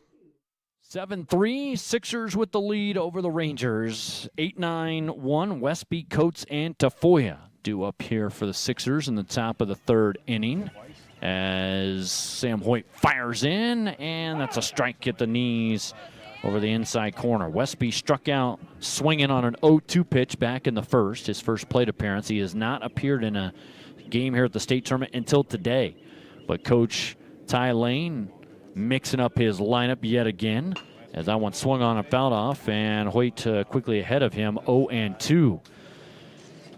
Ty Lane, of course, was an all-stater, won a couple state championships as a manager with the Sixers back in his playing days. He's in his 8th year already. Hard to believe after Tag Lane coached this team for, 20 years, 20-plus years. I want to say 21 for Tag. But 8th year, and he's got his coaching staff. Gary Harley's been with him the whole time. David Lazarus, Ethan Casey, not quite as that pitch missed. It's 1-2 with a fastball outside. Here's the next offering from Hoyt. That one drops low, 2-2 now here on Caden Westby. But it's just hard for me to believe that it's been so long that Ty Lane's been the manager, because I was around for quite a bit of Tag Lane's tenure. Cheyenne was so dominant, and they have won 18 of the last 21 state championships. As that one, in the immortal words of Harry Doyle, just a bit outside. He tried the corner, and let's just say he missed. 3-2. That one, I think, was more of a lost the grip on the release, and that one just was flying way wide and outside of the left-handed hitter, Westby. 3-2 payoff pitch here to leadoff hitter. Challenges him. It's grounded back up the middle. Moniz to his right, field's clean, fires to first, and in time by about a step. Aragon with a good stretch, and one gone to start the inning. That's the first time Laramie's retired the leadoff guy in an inning so far. We're in the top of the third. That usually doesn't spell good things if you're a ball club. 7-3 here as we've got the Rangers and Sixers on a Thursday afternoon. I have to keep reminding myself every single day what day it is since we started this tournament on a Monday. I traveled on a Sunday. and got going on a Monday, as that's a bunt attempt, and it smacked foul off the bat of Cade Coates, who reached on an error and scored a run last inning. Cheyenne, again, has a 7-3 lead. Coach trying to utilize his speed. That's going to draw Griffin Webb's attention out there at third. And Sam Hoyt will try and field off the mound with Moore coming out from behind home plate. The 1-0 offering. Fastball right down the pike at the knees. That was right down Main Street, baby. Strike 2 called. Or 0-2 here after the bunt foul ball, and that strike called. And Hoyt will get up on top of the rubber. Points his cleats towards the third base line. Works off the first base edge of the rubber. 0-2. Just the slider missed a little low and outside, and then kind of scuffed the dirt, and it's 1-2 now here on Cade Coates. Rangers, again, Chavez, Branch, and Herrera left to right in the outfield. Webb, Malone left side, Moniz, Aragon right side with Moore behind the plate, and that pitch runs inside. Doesn't quite slide back over. 2-2 here on Coates. Said it before, I'll say it again. Hoyt is not afraid to challenge guys inside, and that's that fine line, and that's why he's hit, I believe, now 12 batters on the season. 2-2. Hoyt fires in. That one's pop foul. That one's drifting out of play over the Rangers' first base dugout, probably going on to the football field. I've never understood this one here in Jackson. The high school itself is a decent ways away beyond the left field fence here of Giants Field, so it's off to the south. The football stadium is actually off to my right, just north of the baseball field, William T. McIntosh Stadium. It's a great venue for Jackson football, but I just never put together why they're so far apart. That fastball runs low and away, and we go to a full count again. This is the second straight full count, and in the game you've had 1, 2, 3, 4, 5 total. 6 total, excuse me. 3-2, payoff pitch is lined into center field. Branch playing in, having to retreat, but he'll get back on that one as it carries, but stays up long enough for Mason to track it down, and 2 up, 2 down for Sam Hoyt. No activity in the Ranger bullpen, so I think Aiden Buchanan about as warm as you can get him. But I was talking with Coach Lozano before the game, and one of the situations here for Laramie was they were going to roll with Hoyt as long as they could, but you've got some guys that can't pitch until tomorrow that are still eligible in the tournament. As the first pitch on the way is a slow breaking ball to the leadoff hitter, Mason Tafoya. 2 walks and 2 trips and a pair of runs scored this afternoon for Mason. And if you're Ty Lane, you got to love what this guy can do as a leadoff hitter. Sets the table so well for this Cheyenne lineup and has done so. Squares to bunt, pops this one up, and it doesn't stay up long enough for anybody to get there for Laramie. It goes foul up the third base line. Sam Hoyt coming off the pitching mound, and Griffin Webb over at third, plus Tate Moore all gave it a look, but no such luck. Griffin probably will sneak in a little bit closer. Tafoya just trying to utilize his speed to get on here. 2 walks and 2 trips again for Mason as Webb sneaks in on the grass, and that pitch is fouled off straight back to the padding in front of the nice little concrete brick facade that they've got here at Giants Field. 1-2 here on Mason Tafoya. Nobody on, 2 out, top of the third in this AA state tournament game. 1-2. Breaking ball, strike 3 called, and down looking goes Tafoya with a strikeout at the knees. The third strikeout of the afternoon for Hoyt, and it ends up being a 1-2-3 inning for the first time for the Rangers in the field. We've played 2.5, 7-3 Cheyenne. You're listening to Laramie Legion Baseball on KOWB. Welcome back to the Union Broadcast Booth. 7-3 on the Heritage Auto of Evanston scoreboard as we move to the bottom of the UNTI Envision third inning. You're watching 2023 AA State Baseball, brought to you by Buckle Up for Life, Wyoming.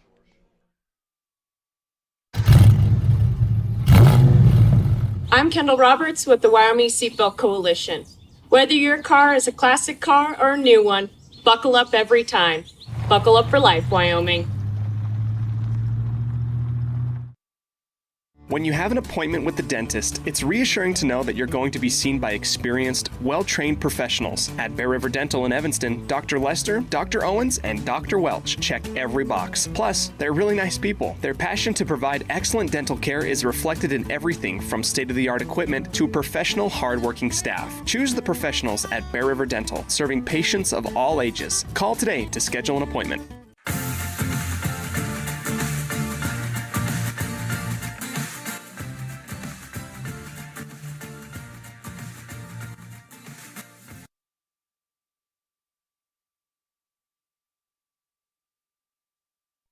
Well, welcome back to the Union broadcast booth as we move to the bottom of the Uinta Iron Vision third inning. AA baseball brought to you by Buckle Up for Life Wyoming on mylocalradio.com. Back to the Wyoming Sports Encyclopedia, David Settle.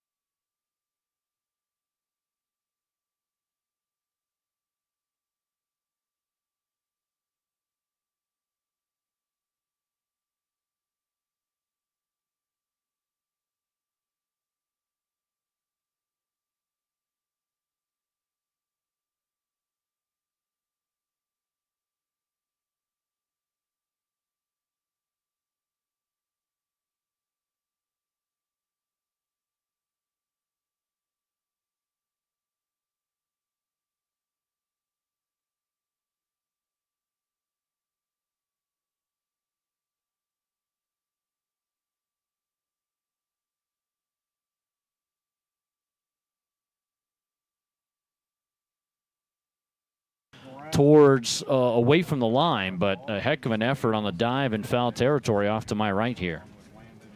All right. So the baseball already thrown back into Coach Chavez. He kicks it over to Griffin Webb, who kind of fumbles it, and he's smiling at Griffin off to my right here in the on-deck circle. Like, what are you doing, bud? All right, 1-2 again.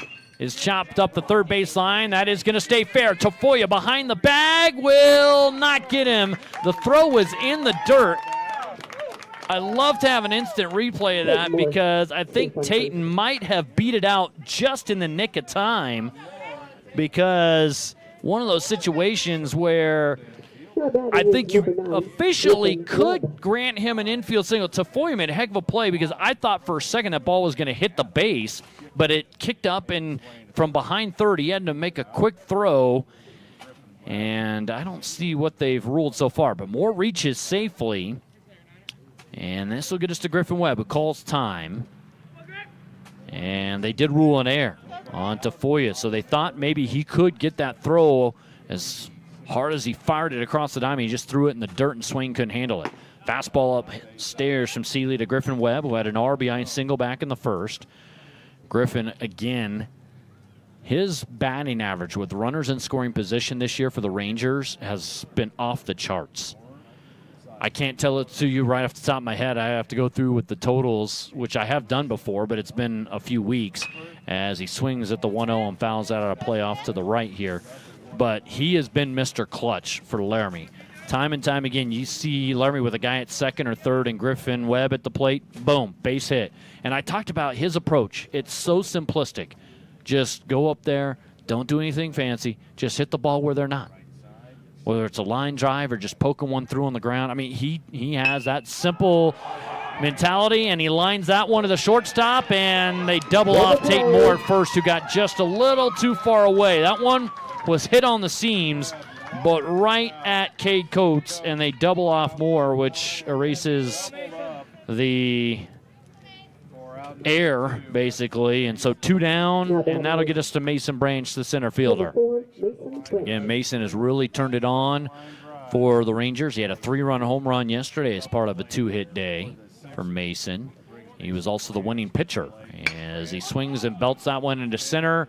And underneath that one, Romero, can of corn, and this ends up being an unusual face the minimum as Branch goes down. So the air doesn't hurt because you get the line drive and the double off at first, and then for the double play, and then Branch flies out. 7-3 through 3 complete. This is Laramie Rangers baseball on KOWB. Welcome back into the Union broadcast booth. 7-3 as we move to the top of the fourth inning on the Heritage Auto of Evanston scoreboard. That does it for our UNT Vision third. As when we come back, we'll have more AA State baseball brought to you by Buckle Up for Life Wyoming. Dad, I heard that human eyes can distinguish between 1 to 10 million different colors. Is that true? That is true. The human eye is amazing. We use our eyes not only to work and learn, but also to simply enjoy the beauty that surrounds us. At Uinta Eye and Vision, we care about each individual's eye health needs. Whether a person is looking for computer glasses, polarized sunglasses to assist in outdoor hobbies, contact lenses, or has general eye health needs, we are here to listen to our patients' thoughts and concerns to help them enjoy their amazing eyes. Call today to schedule an appointment. 789-3937. With 25 years of successful industry experience, Mountain West Business Solutions looks forward to providing all of our customers with exceptional service, industry-leading technology, and a one-of-a-kind buying experience. Having your office equipped with the right technology makes all the difference in the world. With a lower cost per print, we will supply you with the right technology for the best price. Great people, great products, and great service. Mountain West Business Solutions, 133 Bear River Drive, Evanston. You're invited to come in and visit with the team at Cash Honda Yamaha in Cache Valley today. Our customers are our friends. If you haven't ever been in, stop in today. We'd love to get to know you. If you haven't been in for a while, stop in and let's get caught up. And if you were here yesterday, come back again soon. You always have an open invitation to visit the crew at Cache Honda Yamaha, where our customers are our friends, on US 91 between Logan and Smithfield.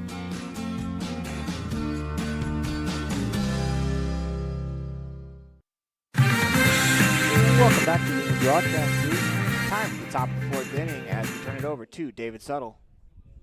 Aiden Buchanan going to come on and pitch here for Hoyt, who went 3 innings, gave up 7 runs, 6 earned on 6 hits. He walked 2 and struck out 3, and he also hit 1 guy. So Aiden Buchanan comes in, a right-hander. And I think more than anything for Coach Lozano here, trying to just kind of change the look here. And what a place for Aiden to come in. He'll face Coulter McAnally to start. Doubled and scored in the first, RBI sac fly in the second, and an off-speed breaking pitch. Is low and outside, 1-0. Aiden, fastball, curveball, changeup. That's pretty much the arsenal for Aiden, and he is what I like to call a junk ball pitcher. He's just going to eat innings and give you what he can. He likes to work out a stretch, and that one swung on, hit lightly into left field, and it's going to drop down again. As Coulter did the same thing back in the first, only Chavez was playing so deep, and he tried to come in and make a diving catch, and it just dropped off to his left and tipped off his glove, and so it ended up being a double for McAnally. So here we go, Julian Romero. A single, a double, an RBI, and a pair of runs scored. Leadoff man on the single, so McAnally gets his second hit of the day. He's 2 for 2, and that one's fouled off to the left side. As Aiden going to try and go as long as he can. Usually he's pretty decent, kind of messing with hitters the first time through. Second time starts to get a little shaky. But Aiden has had some good starts this year. There's no doubt about that. A right-hander in his senior year, one of the 6 seniors. And that one swung on, popped up left side, and Griffin Webb in foul territory, drifting over to the coach's box will glove it. And Romero's retired for the first time today. And that will get us to Corey Williams. So 1 down with McAnally at first. And Buchanan, that's his sinking in his pitches just gets you to kind of pop that ball up. There'll be a lot of pop-outs and fly-outs if Buchanan's got some things rolling. He did pitch a couple days ago and came in relief of Chavez on Monday, and that one swung on, grounded to the right side. Hoyt feels clean, throws to second, but they will not get Williams as Malone didn't want to risk it. And so they just get the force out on the fielder's choice at second. And Williams reaches. And the fielder's choice, but maybe a smart play by Ben Malone there.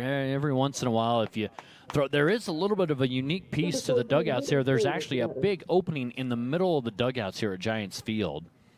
And so if you're Ben Malone, sometimes, you don't want to throw one away and have what happened earlier where one went into the dugout and the guy gets a free base on top of it. They throw over and check Williams at first. The throw actually pulls Jace Moniz. That was the change. So Buchanan comes in for Aragon. Moniz moves from second to first. Aragon's day is done at the plate. He went 0 for 1. And Hoyt goes from the mound to second. That was the changes for Laramie in the field as that one drops in on a breaking ball. Strike one called on Hayden Swain.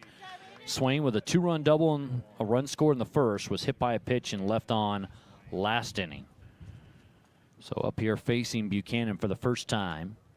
So Williams chops out on the first pitch from Buchanan. And Aiden has a propensity to be very efficient. That one swung on and lined into right field. Diego Herrera back underneath it. Will reach up and glove it. And that will do it for the Sixers in the fourth. Despite the leadoff single by McAnally, no damage done. No runs, one hit, no errors. One left on for the Sixers in the top of the fourth. It's 7-3 Cheyenne. This is Laramie Rangers baseball on KOWB. Welcome back to the Union Broadcast Booth. 7-3 on the Heritage Auto of Evanston scoreboard.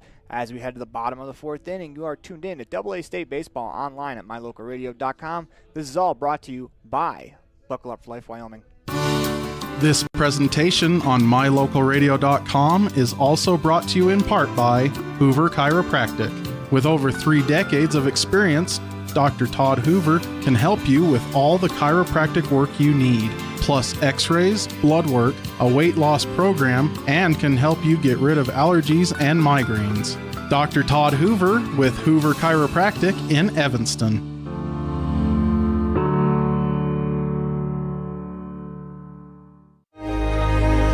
Risk takers, adventure seekers, optimists, authentic people with the fire in their belly and greatness in their hearts.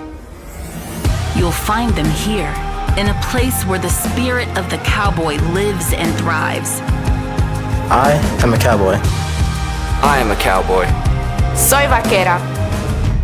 The world needs more cowboys.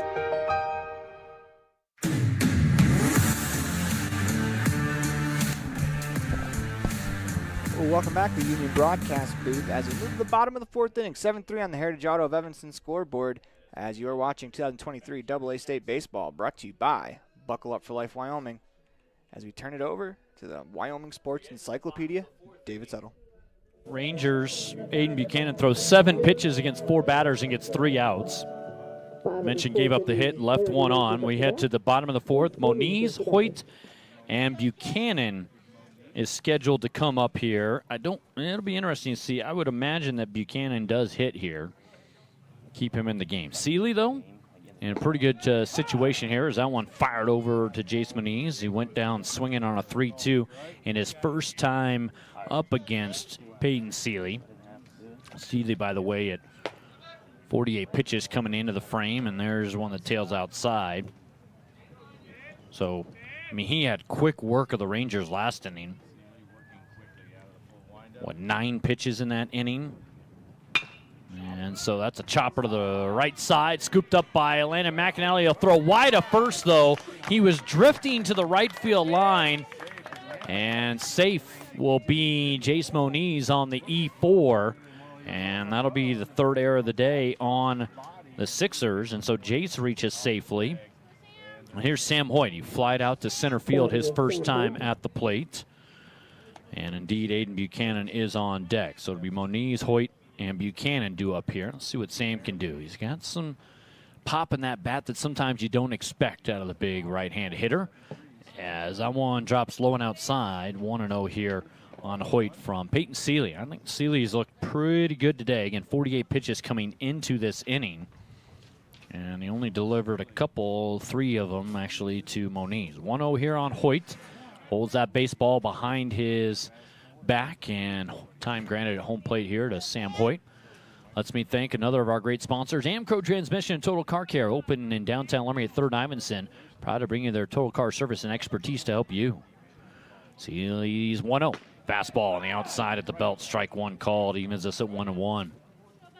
He's been able to locate and spot that fastball with ease pretty much today. His breaking stuff has been a little bit hit and miss, but still pretty effective when you're throwing just 49 pitches through 3 innings. One on, nobody out. Moniz dives back into first as they check him over there, and Hayden Swain doesn't even apply a tag, holding him on at the base. Swain actually with his right cleat on the front side of this base towards home plate. Casper Oilers coming in behind me. I can see in the reflection of the windows that breaking ball strike called on the outside, and it's 1-2 on Hoyt. Oilers beat Gillette earlier today. You watch that game at mylocalradio.com. 7-3. Took a lead in the first inning, never trailed, and got up 7-0. Gillette tried to rally in the 7th, but it got cut down on a ground ball to the shortstop that ended it. 1-2 here on Hoyt. Seeley's pitch. Fastball is hard hit, but poked foul up the first base line, as that one turned a little bit too much. Getting a little feedback here. I'm not sure what that is.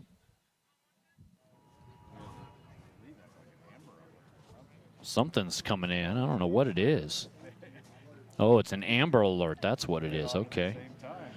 All right. Well, it does work, I guess. Here's the pitch.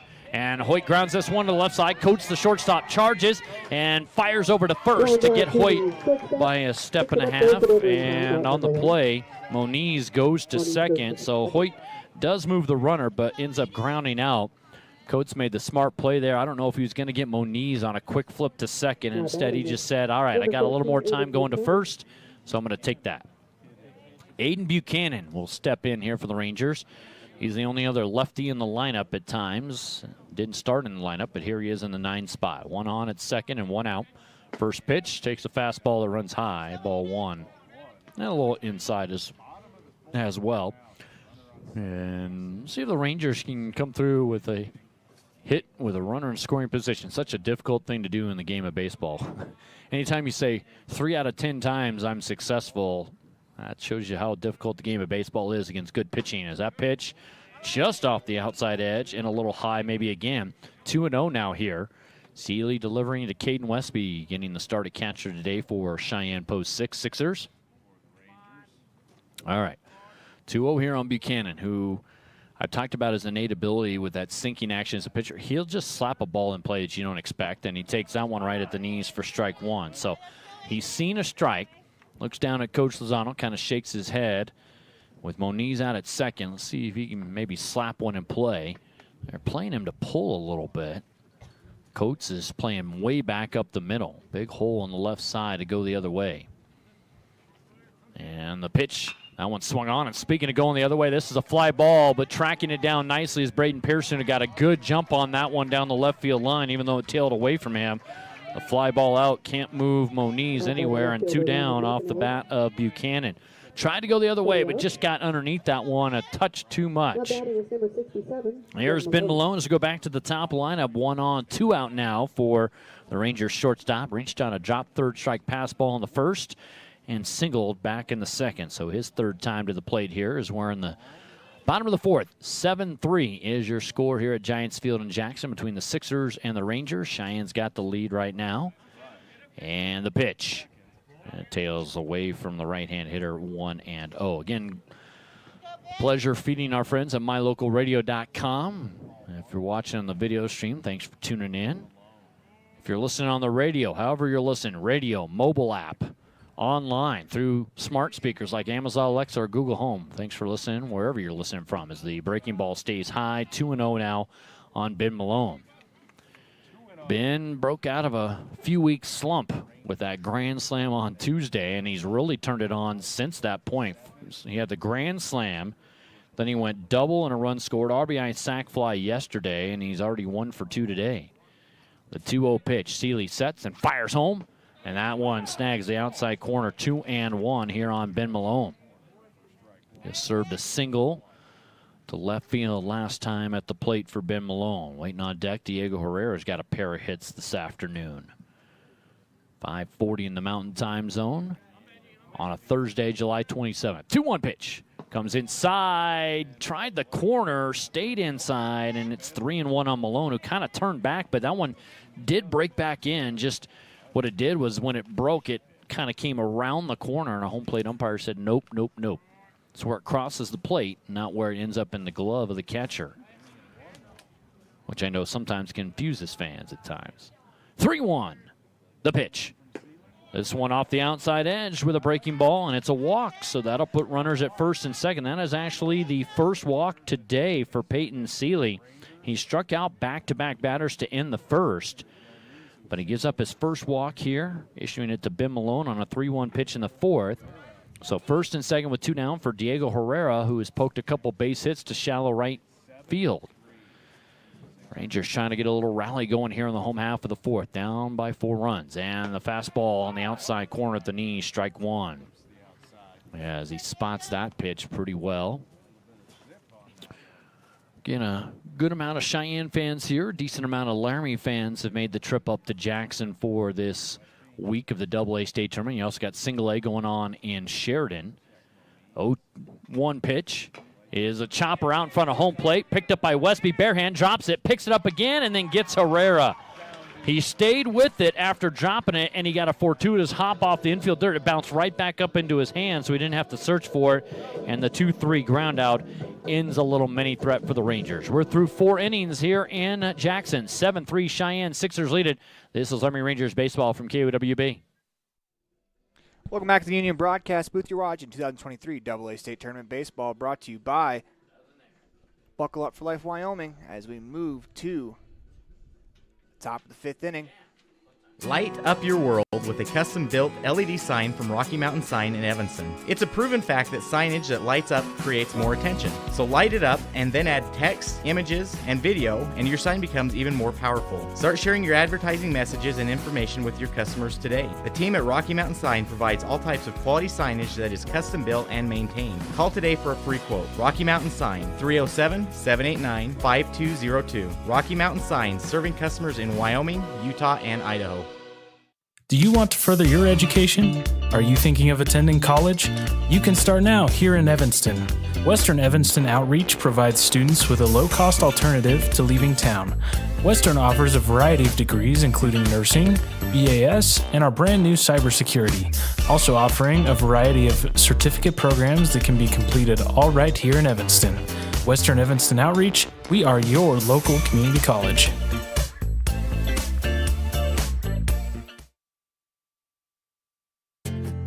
From one corner of the state to the other, over 82% of Wyomingites wear their seatbelts.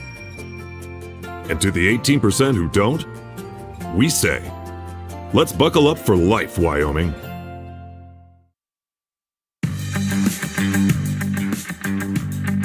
Welcome back to the Union Broadcast Booth, middle of the 2023 AA State Tournament, brought to you by Buckle Up for Life Wyoming on mylocalradio.com. We're going to turn it back over to David Suttle. 7-3, Sixers with the lead. They've got 7 runs, 7 hits, and 3 errors. They've stranded 4. For Laramie, 3 runs, 5 hits, 3 errors, and they've left 5 on base. Just been a better kind of pull-through of Cheyenne. Getting to starter Sam Hoyt, chasing him as Aiden Buchanan works to the 6, 7, and 8 hitters in the 5th, and a breaking ball hits the outside corner at the knees, called strike 1 on Landon McAnally. McAnally 1 for 2 with a single and a ground out so far in this one. The pitch on the way, that one tried the outside corner, but it tails away 1-1. Again, Cheyenne wins. It sets up a double elimination championship day tomorrow. Laramie wins, they would play Casper, and the survivor of that game at 11 a.m. would turn around and play the Sixers in a 1-game winner-take-all at 1:30 tomorrow afternoon here at Giants Field in Jackson. The 1-1 from Buchanan is a fastball. It's chopped foul, pulled near the Rangers dugout, bounces right to Coach Harley. He'll toss it over to Coach Chavez. These coaching staffs know each other so well. Several Laramie players that play fall ball will go and play with Cheyenne in the fall. So these programs know each other very well. These kids have grown up playing against each other a lot. In fact, my pregame visit with Brandon Chavez, the starting left fielder, he's like, I've played Cheyenne countless times. And that's a backdoor breaking ball at the knees. Freezes McAnally, who backs up, not expecting strike 3, and it's called, and he goes down looking. So a strikeout First one of the day for Aiden Buchanan. He threw 7 pitches to get 3 outs and faced 4 guys last inning. He strikes out the first guy. Here's Braden Pearson, 0 for 2 with a strikeout. His first time up. Sam Hoyt got him as he fouls off the first pitch. He had an RBI ground out in the first and then struck out to end the second, did Braden Pearson. Playing in left field today. And he's played a few other positions for the Sixers, and obviously he's one of their guys that they can go to on the mound. They've got several guys that have yet to even pitch and play in this tournament. As that one swung on, chopped out in front of home plate. Buchanan's going to barehand in the grass, throws to first, and the stretch by Moniz in time. Got him.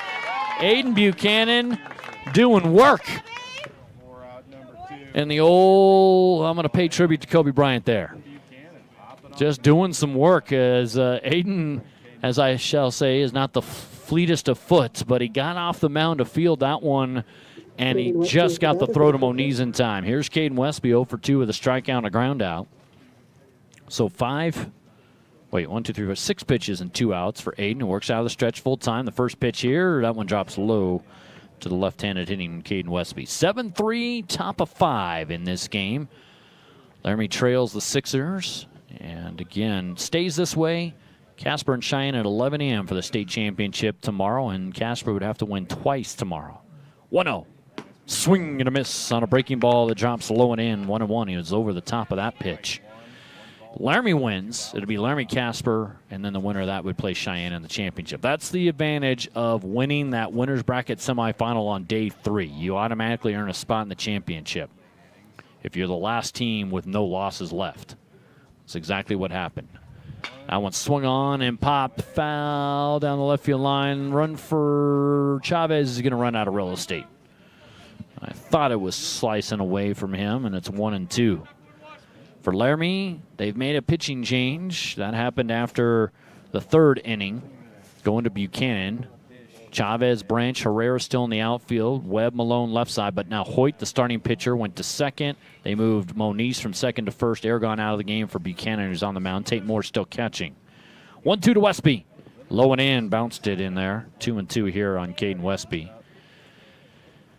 The old moniker for Laramie, try and get in and out of an inning with 14 pitches, and that would match Aiden's jersey number right here.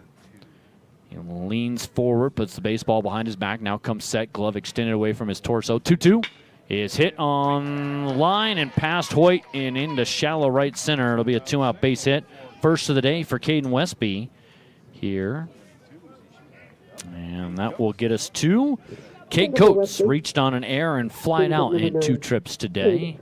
And staring back into the sun that's off to the west-northwest of the field here is Tate Moore looking over at Coach Chavez in the dugout, who signals through the pitch calls, and then everybody checks a play card and they know what's coming, can kind of anticipate where they should be going, what direction. First pitch from Buchanan. Strike on the outside corner, spots that fastball and drops in there. Coach reached on an error and was at second, went to third on a pass ball and scored on a pass ball back in the 2nd inning, flied out back in the 3rd. So his 3rd plate appearance today, but 0 for 2 with a run scored. And the pitch here is popped up right side, foul territory. Moore and Moniz calls it off near the Laramie dugout, and he'll grab it. And despite the the 2-out single, Coates pops out in foul territory, and that ends the threat. So after an active 1st inning and a half, it's been cricket since. There's been a little bit of traffic here and there, but 7-3 as we go to the bottom of the 5th next on KOWB. As we're headed to the bottom of the 5th inning, 2023 AA State Tournament brought to you by Buckle Up for Life Wyoming on mylocalradio.com. More from the Union Broadcast booth after this. Water testing, community enhancement grants, seedling trees and wildflowers, classroom lessons and specialty workshops, composting and conservation of water and soil. The Uintah County Conservation District is here to serve Uintah County residents. Visit our website today, uintahcountycd.com.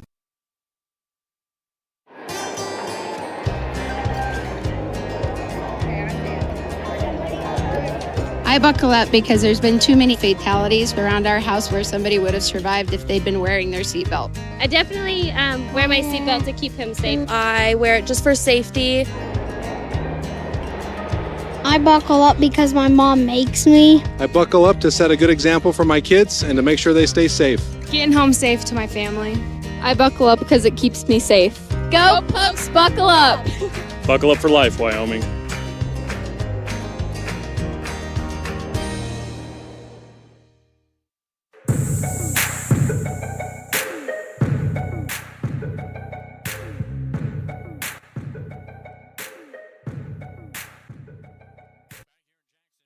Union broadcast booth as we head to the bottom of the fifth inning. We turn it back over to David Suttle on these 2023 presentation of AA Baseball, brought to you by Buckle Up for Life Wyoming. Sixers lead. Peyton Seeley coming out to work the fifth. He is at 68 pitches coming into this inning. And I don't believe I see any changes. Oh, no, we do have a change. Because Julian Romero's now in left. Nolan Horton has come in center field. So we've had a change here. So that means Braden Pearson out of the game? I believe so. Although I got to look at second base. So come on. Yep, Braden Pearson's out of the game. So Nolan Horton will come in and play center, which moves Romero back to left. This is how they normally are for the Sixers quite a bit of the time. Heart of the lineup coming up for Laramie in the home half of the fifth. Trailing 7-3. 4 runs in the first for Cheyenne, 3 for Laramie, and then 3 for Cheyenne in the top of the second. Nobody's done anything since. We're stuck on 7-3. Here's Brandon Chavez. Fastball runs low and in, 1-0. Chavez, fielder's choice in the first, scored a run on the 2-run single by Moore, and then a flyout to end the second. The 1-0, fastball runs inside again. 2-0 here on Brandon Chavez. Coming in at .331 on the season. Among the team leaders in hits, RBIs, leads this team in walks. 4-time All-State player in his 4 years of Laramie Rangers baseball. 2-0 is chop foul, hit him in the box, so that becomes dead right away in a foul ball, 2-1. He was second team in 2020 when the coaching staff thought about double rostering him with the Rangers B team. Needless to say, they didn't. Decided to put him on the big squad. He was second team All-State. He's been first team All-State the last 3 years, and the last 2 a unanimous first team All-State selection, including this year. That one swung on, popped up, foul out of play, drifting back off to the left. 2-2 here on Brandon Chavez. Just underway in the bottom of the fourth. Chavez, Moore, and Webb, 3, 4, 5 in the Laramie lineup coming up here. Laramie wearing their black vest tops with white pants today. Got the interlocking LR and royal blue trimmed in white on the front left side of the jersey, and the numerals on the back in royal blue trimmed in white. 2-2 from Seeley is a fastball swung on and hit into the gap in left center, and Brandon Chavez will lead off this inning with the base hit.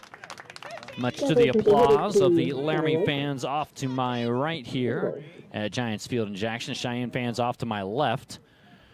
So leadoff single, and here's Tate Moore. 2-run single in the first and scored a run. Reached on an error but was erased, and he got doubled off on a line drive back in the third. So Seeley's worked around some traffic in the second and fourth. See what happens this time. Chavez with a short lead doesn't go, and Moore takes a fastball high, says our home plate umpire. Again, he was at 67 pitches coming into the inning. Buchanan, by the way, no runs, a hit, no errors, and 1 left on for Cheyenne in the top of the frame through just 13 pitches. So he didn't quite match his jersey number. 1-0, fastball, strike called, and it's 1-1 here on Tate Moore. Moore's the second leading hitter average-wise, leads the team in RBIs, one of the team leaders in hits right now for the Rangers. Tane's had a pretty solid state tournament. He's a senior and could come back next year. Swings and chops that one to Tafoya at third. He'll field clean. He fires to McAnally at second. The relay not quite in time for the double play, but they do get the force out on Chavez on the 5-4 fielder's choice out at second. So Moore reaches, but Chavez erased after the leadoff base hit. 1 down here for Griffin Webb. Again, 7-3, bottom of the fifth. Rangers baseball today brought to you by Pinnacle Bank, the way banking should be. See the loan production team, Chad Woody and John Murdoch on North 4th in Laramie. 7-3 here. Griffin had an RBI single back in the first. Takes a strike. He lined into that double play last time. And Tate Moore got a little bit off of first base too far. Tried to skid to a halt and then get back to first before but not in time. Kate Coates doubled him off on that line drive off the bat of Webb. The 0-1. That's a hard hit ball back up the middle. Coates will take it, touches second, goes to first, and there is a 6-3 double play turned by the shortstop of the Sixers. So the leadoff single ends up doing nothing. No runs, one hit, no errors, nobody left on. We've played 5, and it's 7-3 in favor of the Sixers. This is Army Legion baseball coverage from the state tournament in Jackson on KOWB. Welcome back to the Union Broadcast Booth, 7-3, as we head to the top of the 6th inning on the Heritage Auto of Evanston scoreboard. 2023 AA State Baseball brought to you by Buckle Up for Life Wyoming on mylocalradio.com. Red Devil pride runs deep with the team at Callis Automotive. Today's students are tomorrow's leaders. You'll always find quality products at fair prices at Callis Automotive. We're proud to serve our customers, our community, and our Evanston Red Devils. Stop in today. Callis Automotive, your local Napa dealer. Business cards are a powerful and inexpensive way to promote the goods and services you offer. You can design your own cards or have the professionals at Westar Printing design your business cards. Now with same day and next day turnaround on all business card printing, you don't have to wait. Get your business cards today. Professional quality, inexpensive prices, and quick turnaround. Visit Westar Printing, 243 7th Street in Evanston, across from the library. Westar Printing, 307-789-5202. Get a degree or certification. Earn your high school GED. Get job skills. Become CPR certified. Or use our free 3D printers and tools. These are just a few of the opportunities available at Uinta BOCES number 1. Call 307-789-5742 to learn more.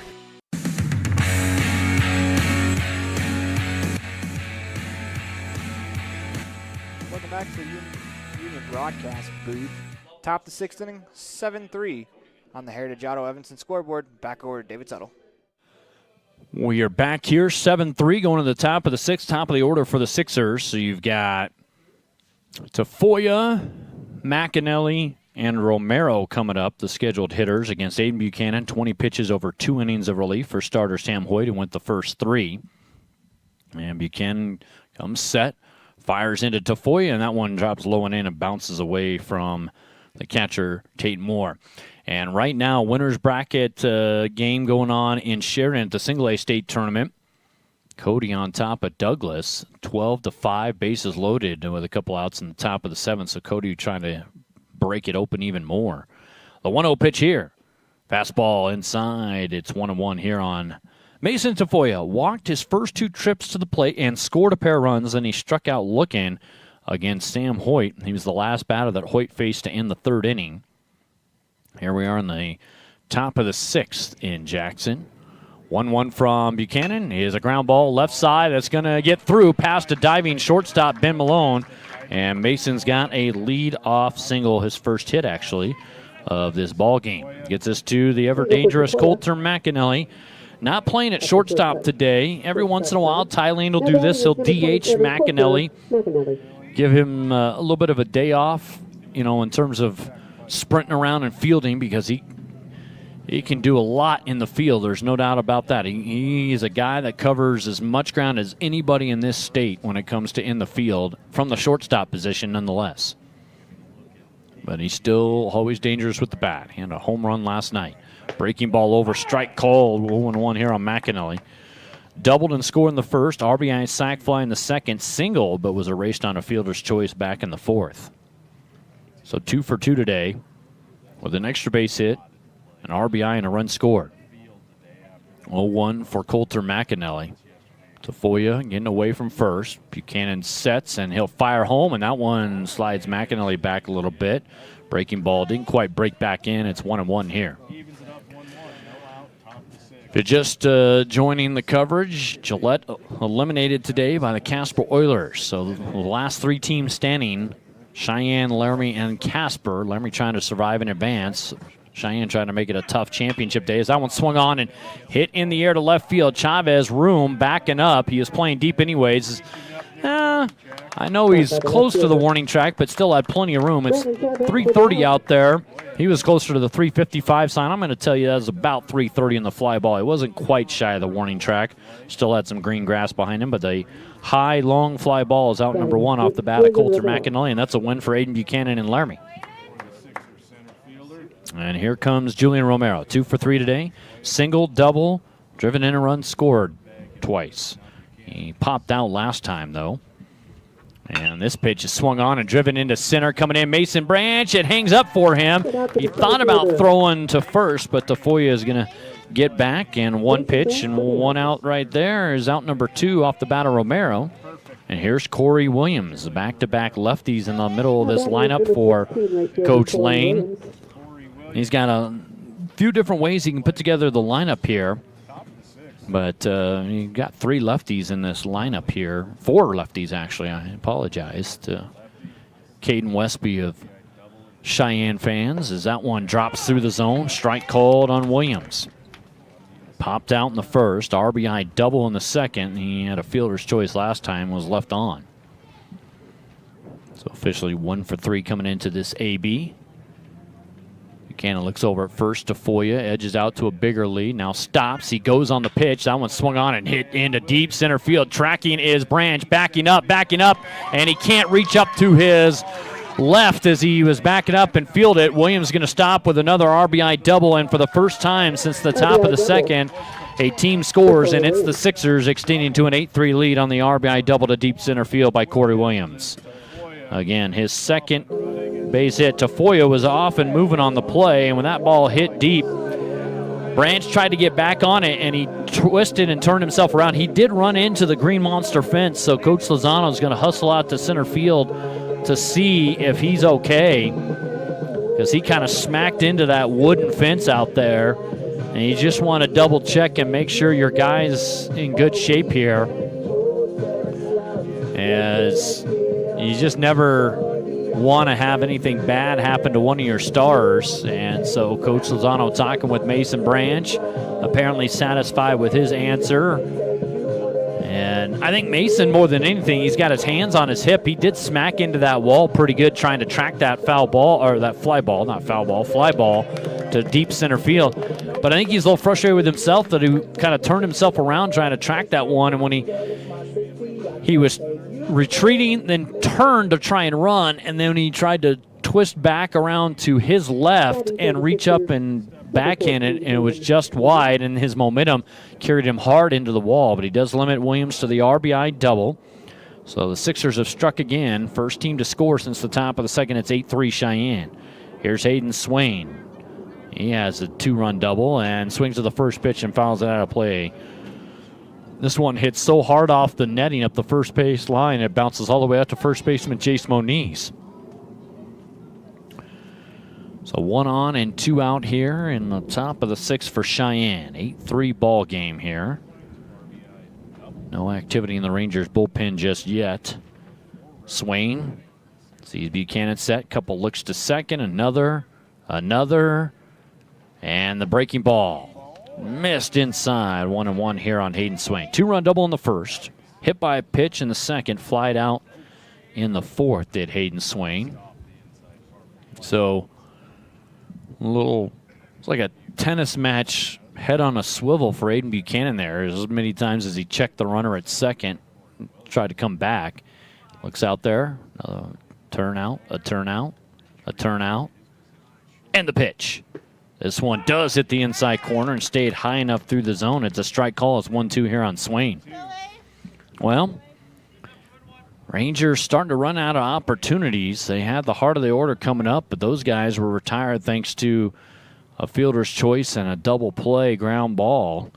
So Seeley faced the minimum in the bottom of the 5th. We're in the top of the 6th right now. 1-2 pitch on the way to Swain in the dirt. Knocked down by Tate Moore. 2-2 here. Rangers baseball coverage on KOWB is brought to you by Laramie Laser Wash. Keep your vehicle looking its best. Stop by 3rd and Harney today. Longtime proud sponsor of the Rangers on the radio here on KOWB in the Laramie area. And again, my pleasure to feed our friends at mylocalradio.com for their video stream broadcast right now. 2-2 here on Swain with Williams at second. Takes his lead and the pitch. That's a hard hit ground ball back up the middle. Scooped up by Malone and over to Moniz in time, and the 6-3 ground out will end it. But that 2-out RBI double makes it an 8-3 game as the Sixers get 1 run on 2 hits. No errors, 1 left. The run was earned. 8-3 through 5.5. This is Rangers Legion baseball coverage from the state tournament in Jackson on KOWB. Welcome back inside the Union broadcast booth. 8-3 on the Heritage Auto of Evanston scoreboard. We will move to the bottom of the bottom of the 6th inning, as we want to thank Buckle Up for Life Wyoming for sponsoring every single game of this AA state tournament. They say the 3 most important things in life for many people are their faith, their family, and their high school sports. And not necessarily in that order. Advertise where you'll get noticed. Call My Local Radio and become a sports advertiser today. Ready has provided safety and excellence in industrial construction and support services since 1982. From insulation and scaffolding to paintings and coatings, our crews are standing by to assist with new construction, maintenance projects, facility shutdowns, and more. Contact us today to ensure your assets are protected and functional. Interested in joining our team? Visit ReadyUSA.com. We are ready.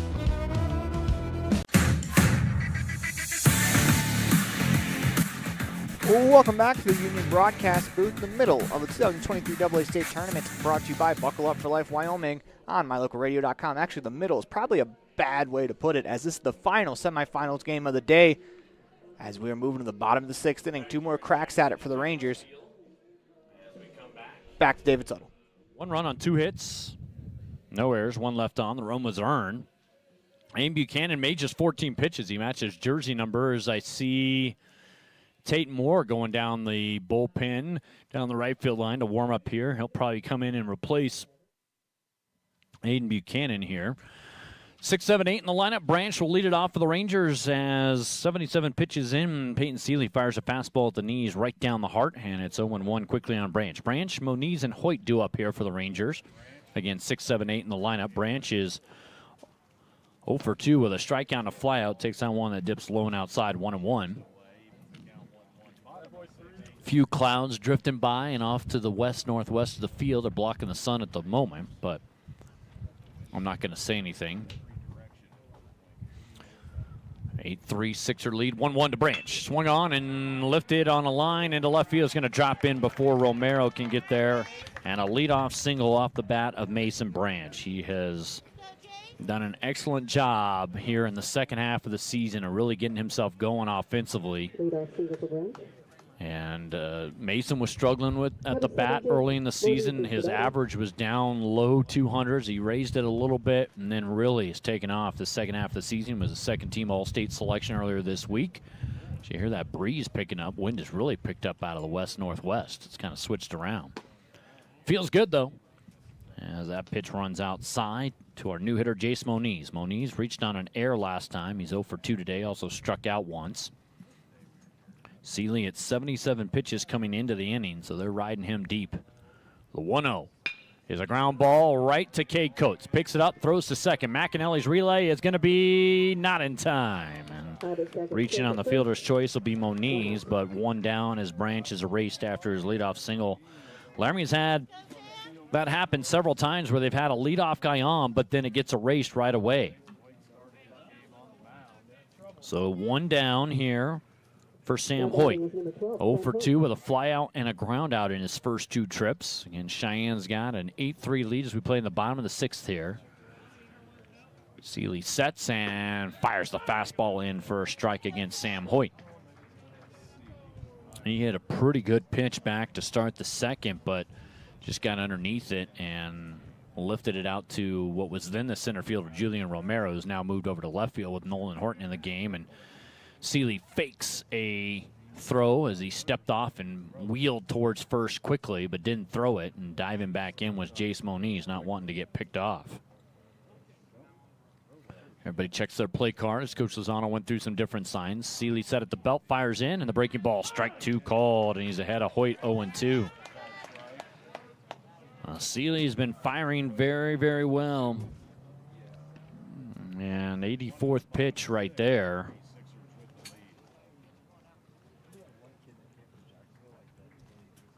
The 0-2. And that fastball runs high. Hoyt lays off nicely on the pitch, up and out. Rangers with an uphill climb. Trailed 4-0. Got back in it with 3 in the bottom of the first, but they gave those right back in the top of the second. Here's the next pitch. Fastball at the knees. Ooh. I'm not sure where that missed, to be honest with you. I'm actually straight behind home plate inside the broadcast booth where our friends at My Local Radio have been all weekend. And that one, I don't know where it missed, but maybe a little low. 2-2. Westby sets, looks at first. The righty fires in. Swing and a miss, and Hoyt goes down on strikes. Good drop out on that breaking ball, and 2 down in the frame. Hoyt becomes a strikeout victim. That's number 4 of the day for Peyton Seeley. Here is Trace Looney going to come in. So Laramie will make a pitching change because Looney means Buchanan's coming out of the game. He flied out in his only plate appearance, so Trace Looney, young catcher, is going to come in here. One of the guys double rostered for the Rangers. First time at the plate, takes a fastball right down the heart, and Seeley jumps on him 0-1. 1 on, 2 out. Home half of the 6th for the Rangers. Ben Malone waits on deck if we get that far. Trace right around 245 for the season. The 0-1, low and outside with a breaking ball, 1 ball and 1 strike. He's really spotted his fastball and throws a couple different varieties as Peyton Seeley. And obviously with his breaking stuff, it has fooled some Laramie hitters and kept Laramie just off balance enough. I'll give kudos to Coach Lozano for guessing right. As that fastball, though, drops low and outside from Peyton Seeley. Coach Lozano guessed that it was going to be Peyton Seeley. He's like, if I had to venture a guess. My guess was Julian Romero, so Coach Lozano wins. He knows more than I do. That's why I'm here and he's out there. 2-1 on Trace Looney. Pinch hitting for Aiden Buchanan here. The 2-1. Fired in. Fastball runs off the edge. 3-1 here on Trace Looney. Trying to maybe roll it over to the top of the lineup and get a 2-out rally going here for the Rangers. This is the second game on day 4 of the AA American Legion Baseball State Tournament here in Jackson at Giants Field. And the last game of the day. It's nice to say that finally. 4-4, 3-2, and then 1 or 2. As that fastball on the outside of the knees. Looney takes it all the way, and we go to 3-2. Full count on the youngster going into his sophomore year at Laramie High School this fall. Seeley looks in at Caden Westby behind the plate. And Westby gets the sign. Payoff pitch is fouled off the screen, and it comes back out near Ben Malone. On the play, Moniz was moving. Might as well be. You got 2 outs in the inning and a couple strikes. You know the guys are going to be moving. So 3-2 is your count still after the foul ball. Seeley sets here, looks over at Moniz, not being held on the pitch, and he fouls it off the right side of the screen again. So Trace battling here. The 8th pitch of the at-bat coming up here in just a moment. As soon as I take my sunglasses off, away goes the clouds and the sun comes back out. Starts to affect how I can see. Another 3-2. Seeley fires home. Pops it foul to the backstop again as Trace Looney continues to battle here. He's the younger of the 2 Looney brothers. Both are actually double rostered from the AA to the Rangers B team. And the Rangers actually finished 3rd at the C State Tournament and the B State Tournament. His older brother Tripp will be a junior this fall. That one swung on and belted on a line into center field. Coming in is Horton, and it'll stay up on the line drive. Fly ball out. So Looney gives it a ride, but he comes up empty, and Laramie leaves a man on. We have played 6. It is 8-3 in favor of the Cheyenne Sixers. 7th inning is next as we bring in Laramie Legion baseball coverage on KOWB.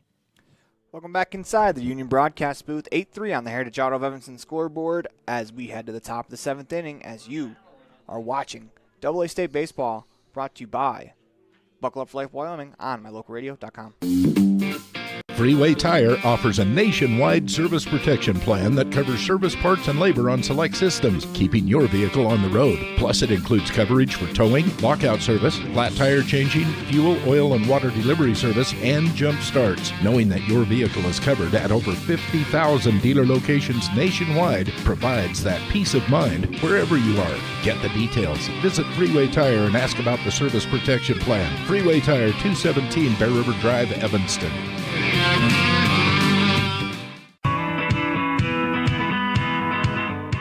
Western Wyoming Beverages has been proudly owned and operated in Wyoming for over 50 years, providing reliable service, friendly staff, and the nation's top beverage products, including Pepsi. We always strive to be the premier business partner for our customers. Western Wyoming Beverages services Rock Springs, Green River, Jackson, Evanston, Kemmer, Pinedale, Wamsutter, Big Piney, Mountain View, and Lyman.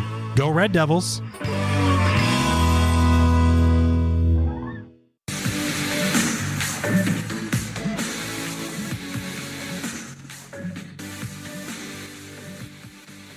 Welcome back to the Union Broadcast Booth. 8-3 on the Heritage Auto of Evanston scoreboards. We head to the top of the 7th inning. You are watching AA State Tournament Baseball online at mylocalradio.com. We're going to turn it back over to David Suttle. So Laramie making a pitching change here. Tate Moore, the catcher, is going to go to the mound, which means Aiden Buchanan's out of the game, and Trace Looney, who came in to pinch hit, will now catch here. So Aiden Buchanan threw 34 pitches in his 3 innings of relief in this one. And Aiden did a pretty good job limiting the damage as he ends up facing 13 guys, and he gave up the 1 run. It was earned on 4 hits, no walks, and he did have the 1 strikeout, actually.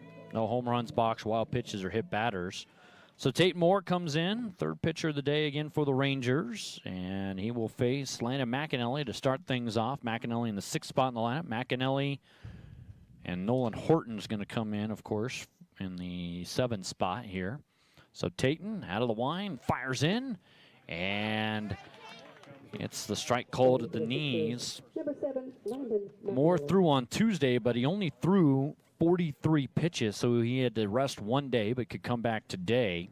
Got the win in relief of Moniz in the game against Rock Springs, and that one swung on, grounded right to the shortstop. Ben Malone fields clean. He fires a little high, but an accurate throw nonetheless, and down goes Landon McAnally on the ground out.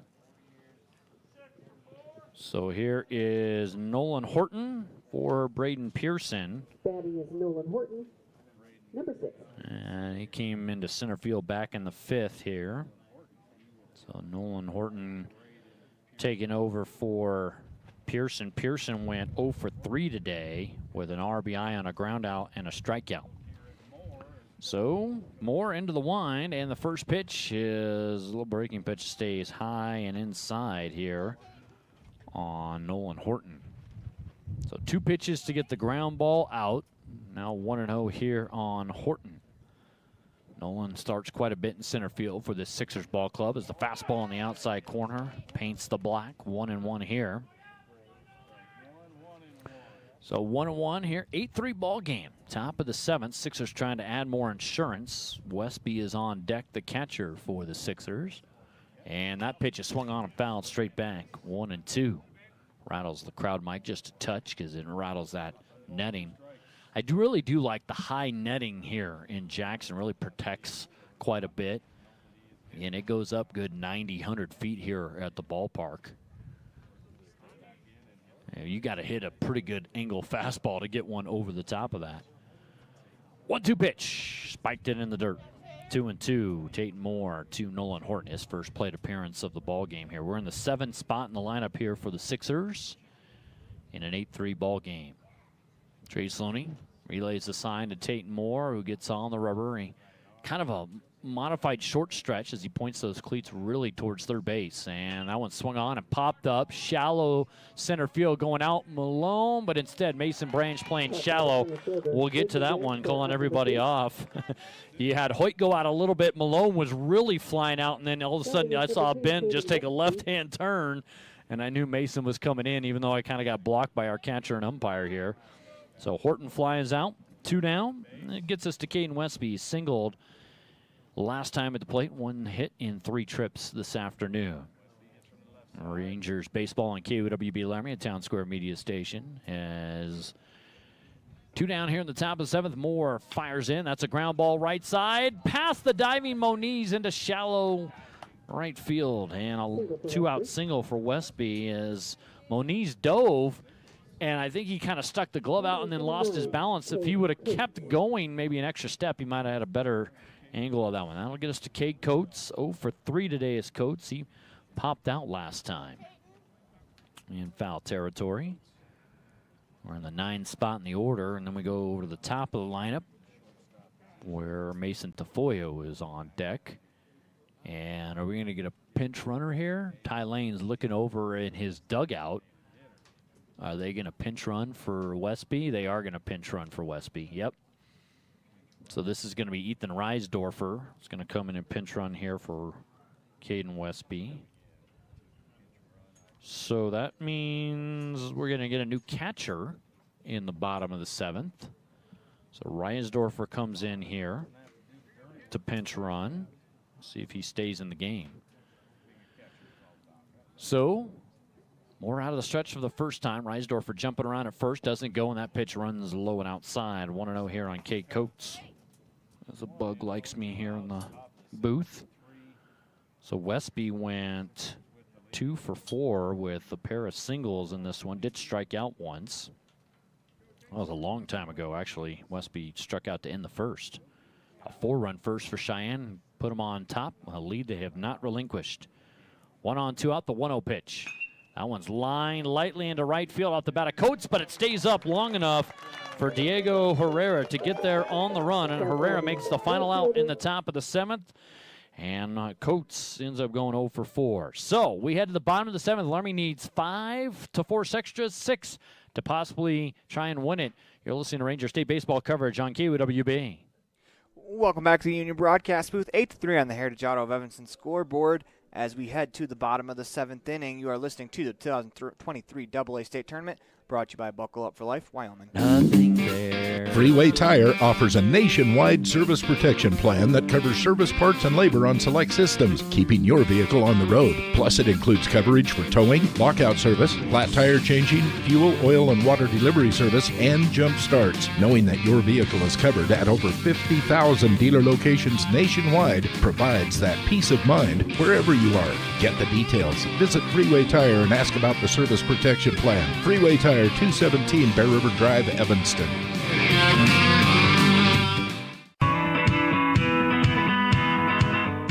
Western Wyoming Beverages has been proudly owned and operated in Wyoming for over 50 years, providing reliable service, friendly staff, and the nation's top beverage products, including Pepsi. We always strive to be the premier business partner for our customers. Western Wyoming Beverages services Rock Springs, Green River, Jackson, Evanston, Kemmer, Pinedale, Wamsutter, Big Piney, Mountain View, and Lyman. Go Red Devils!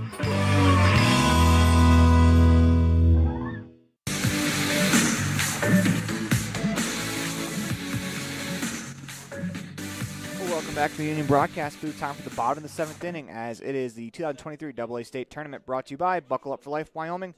Back to David Tuttle.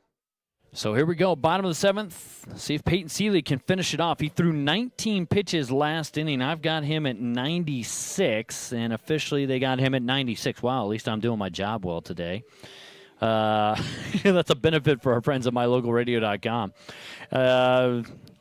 Let's see, top of the lineup here against Seeley. So how many pitches will it take him to get 3 outs? They do have some activity and have had for a little bit down the left field line. They've actually had a couple guys who haven't even thrown in this tournament yet.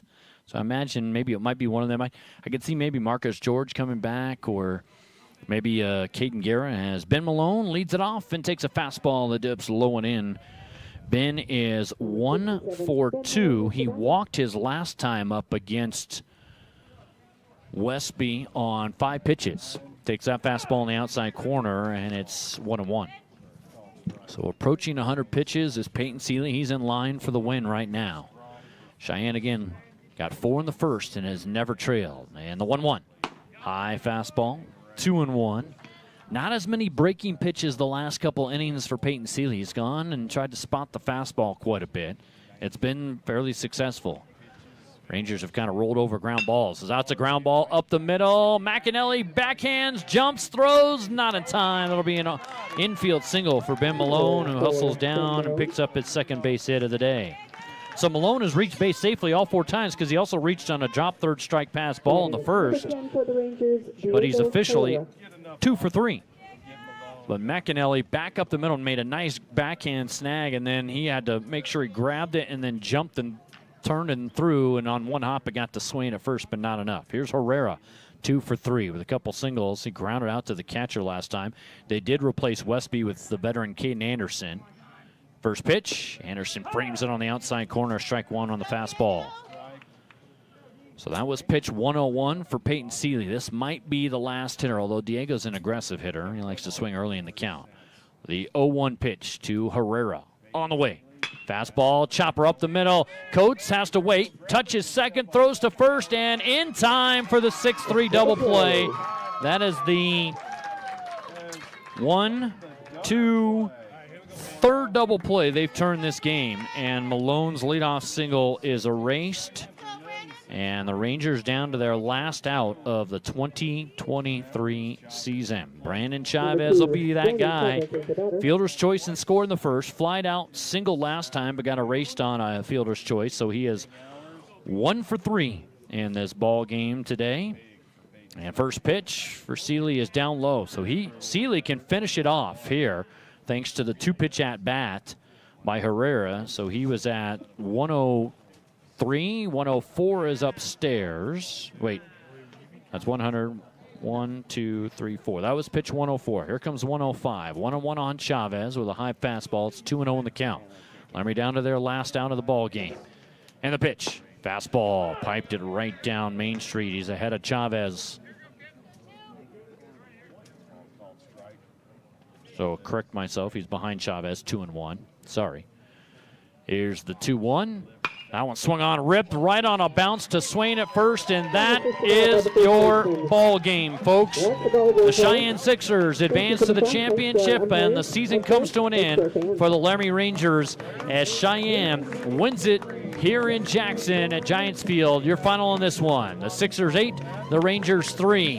I'll be back with your line score next on KOWB.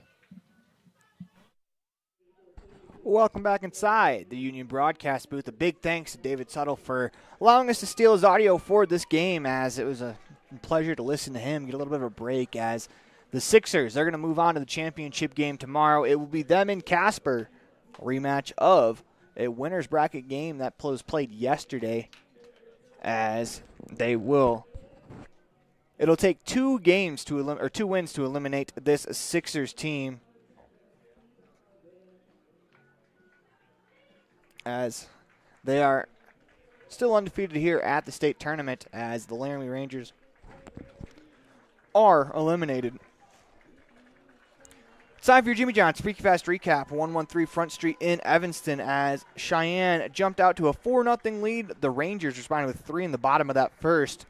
Cheyenne scored 3 in the top of the second inning to make it 7-3, and that score held all the way until the top of the 6th inning, where the Sixers tack on 1 run, as it'll be 8-11-1 the box score, as 11 hits, 1 error for the Sixers. For the Rangers, 3 runs, 9 hits, 3 errors. As that is your Jimmy John's Freaky Fast Recap. It is time for your Dr. McKay Franco Precision Play of the Game. For that, you're going to have to give it to Corey Williams, whose RBI double drove in the 4th run of the game for the Sixers. That stands as the game-winning run, as it is time for your Pepsi Player of the Game, brought to you by Western Wyoming Beverages. That is what I like. Couple different options here, as Swain drove in 2, Williams drove in 2 as well, but Peyton Seeley does himself. 7 innings pitched, scatters 9 hits, allows 3 runs, 2 earned, strikes out 4. Peyton Seeley is your Pepsi Player of the Game. And man, that is going to do it for us here in the final game of the season, final game of the day. Tomorrow is the final game of the Wyoming 2023 the Wyoming schedule, as it will be the Sixers taking on the Casper Oilers, as if the Sixers win that first one, that they will be the state champions. It'll take the Oilers beating them twice in order to become state champs, as you are listening to the 2023 AA State Tournament, brought to you by Buckle Up for Life Wyoming. Until tomorrow night, Until tomorrow, please join us for the championship. Have a good night. The proceeding has been a wholly owned production of MyLocalRadio.com and Cook Brothers Broadcasting, LLC. No portion of which may be used or rebroadcast without the express written consent of Cook Brothers Broadcasting, LLC. Thank you for joining us for this sports presentation on MyLocalRadio.com.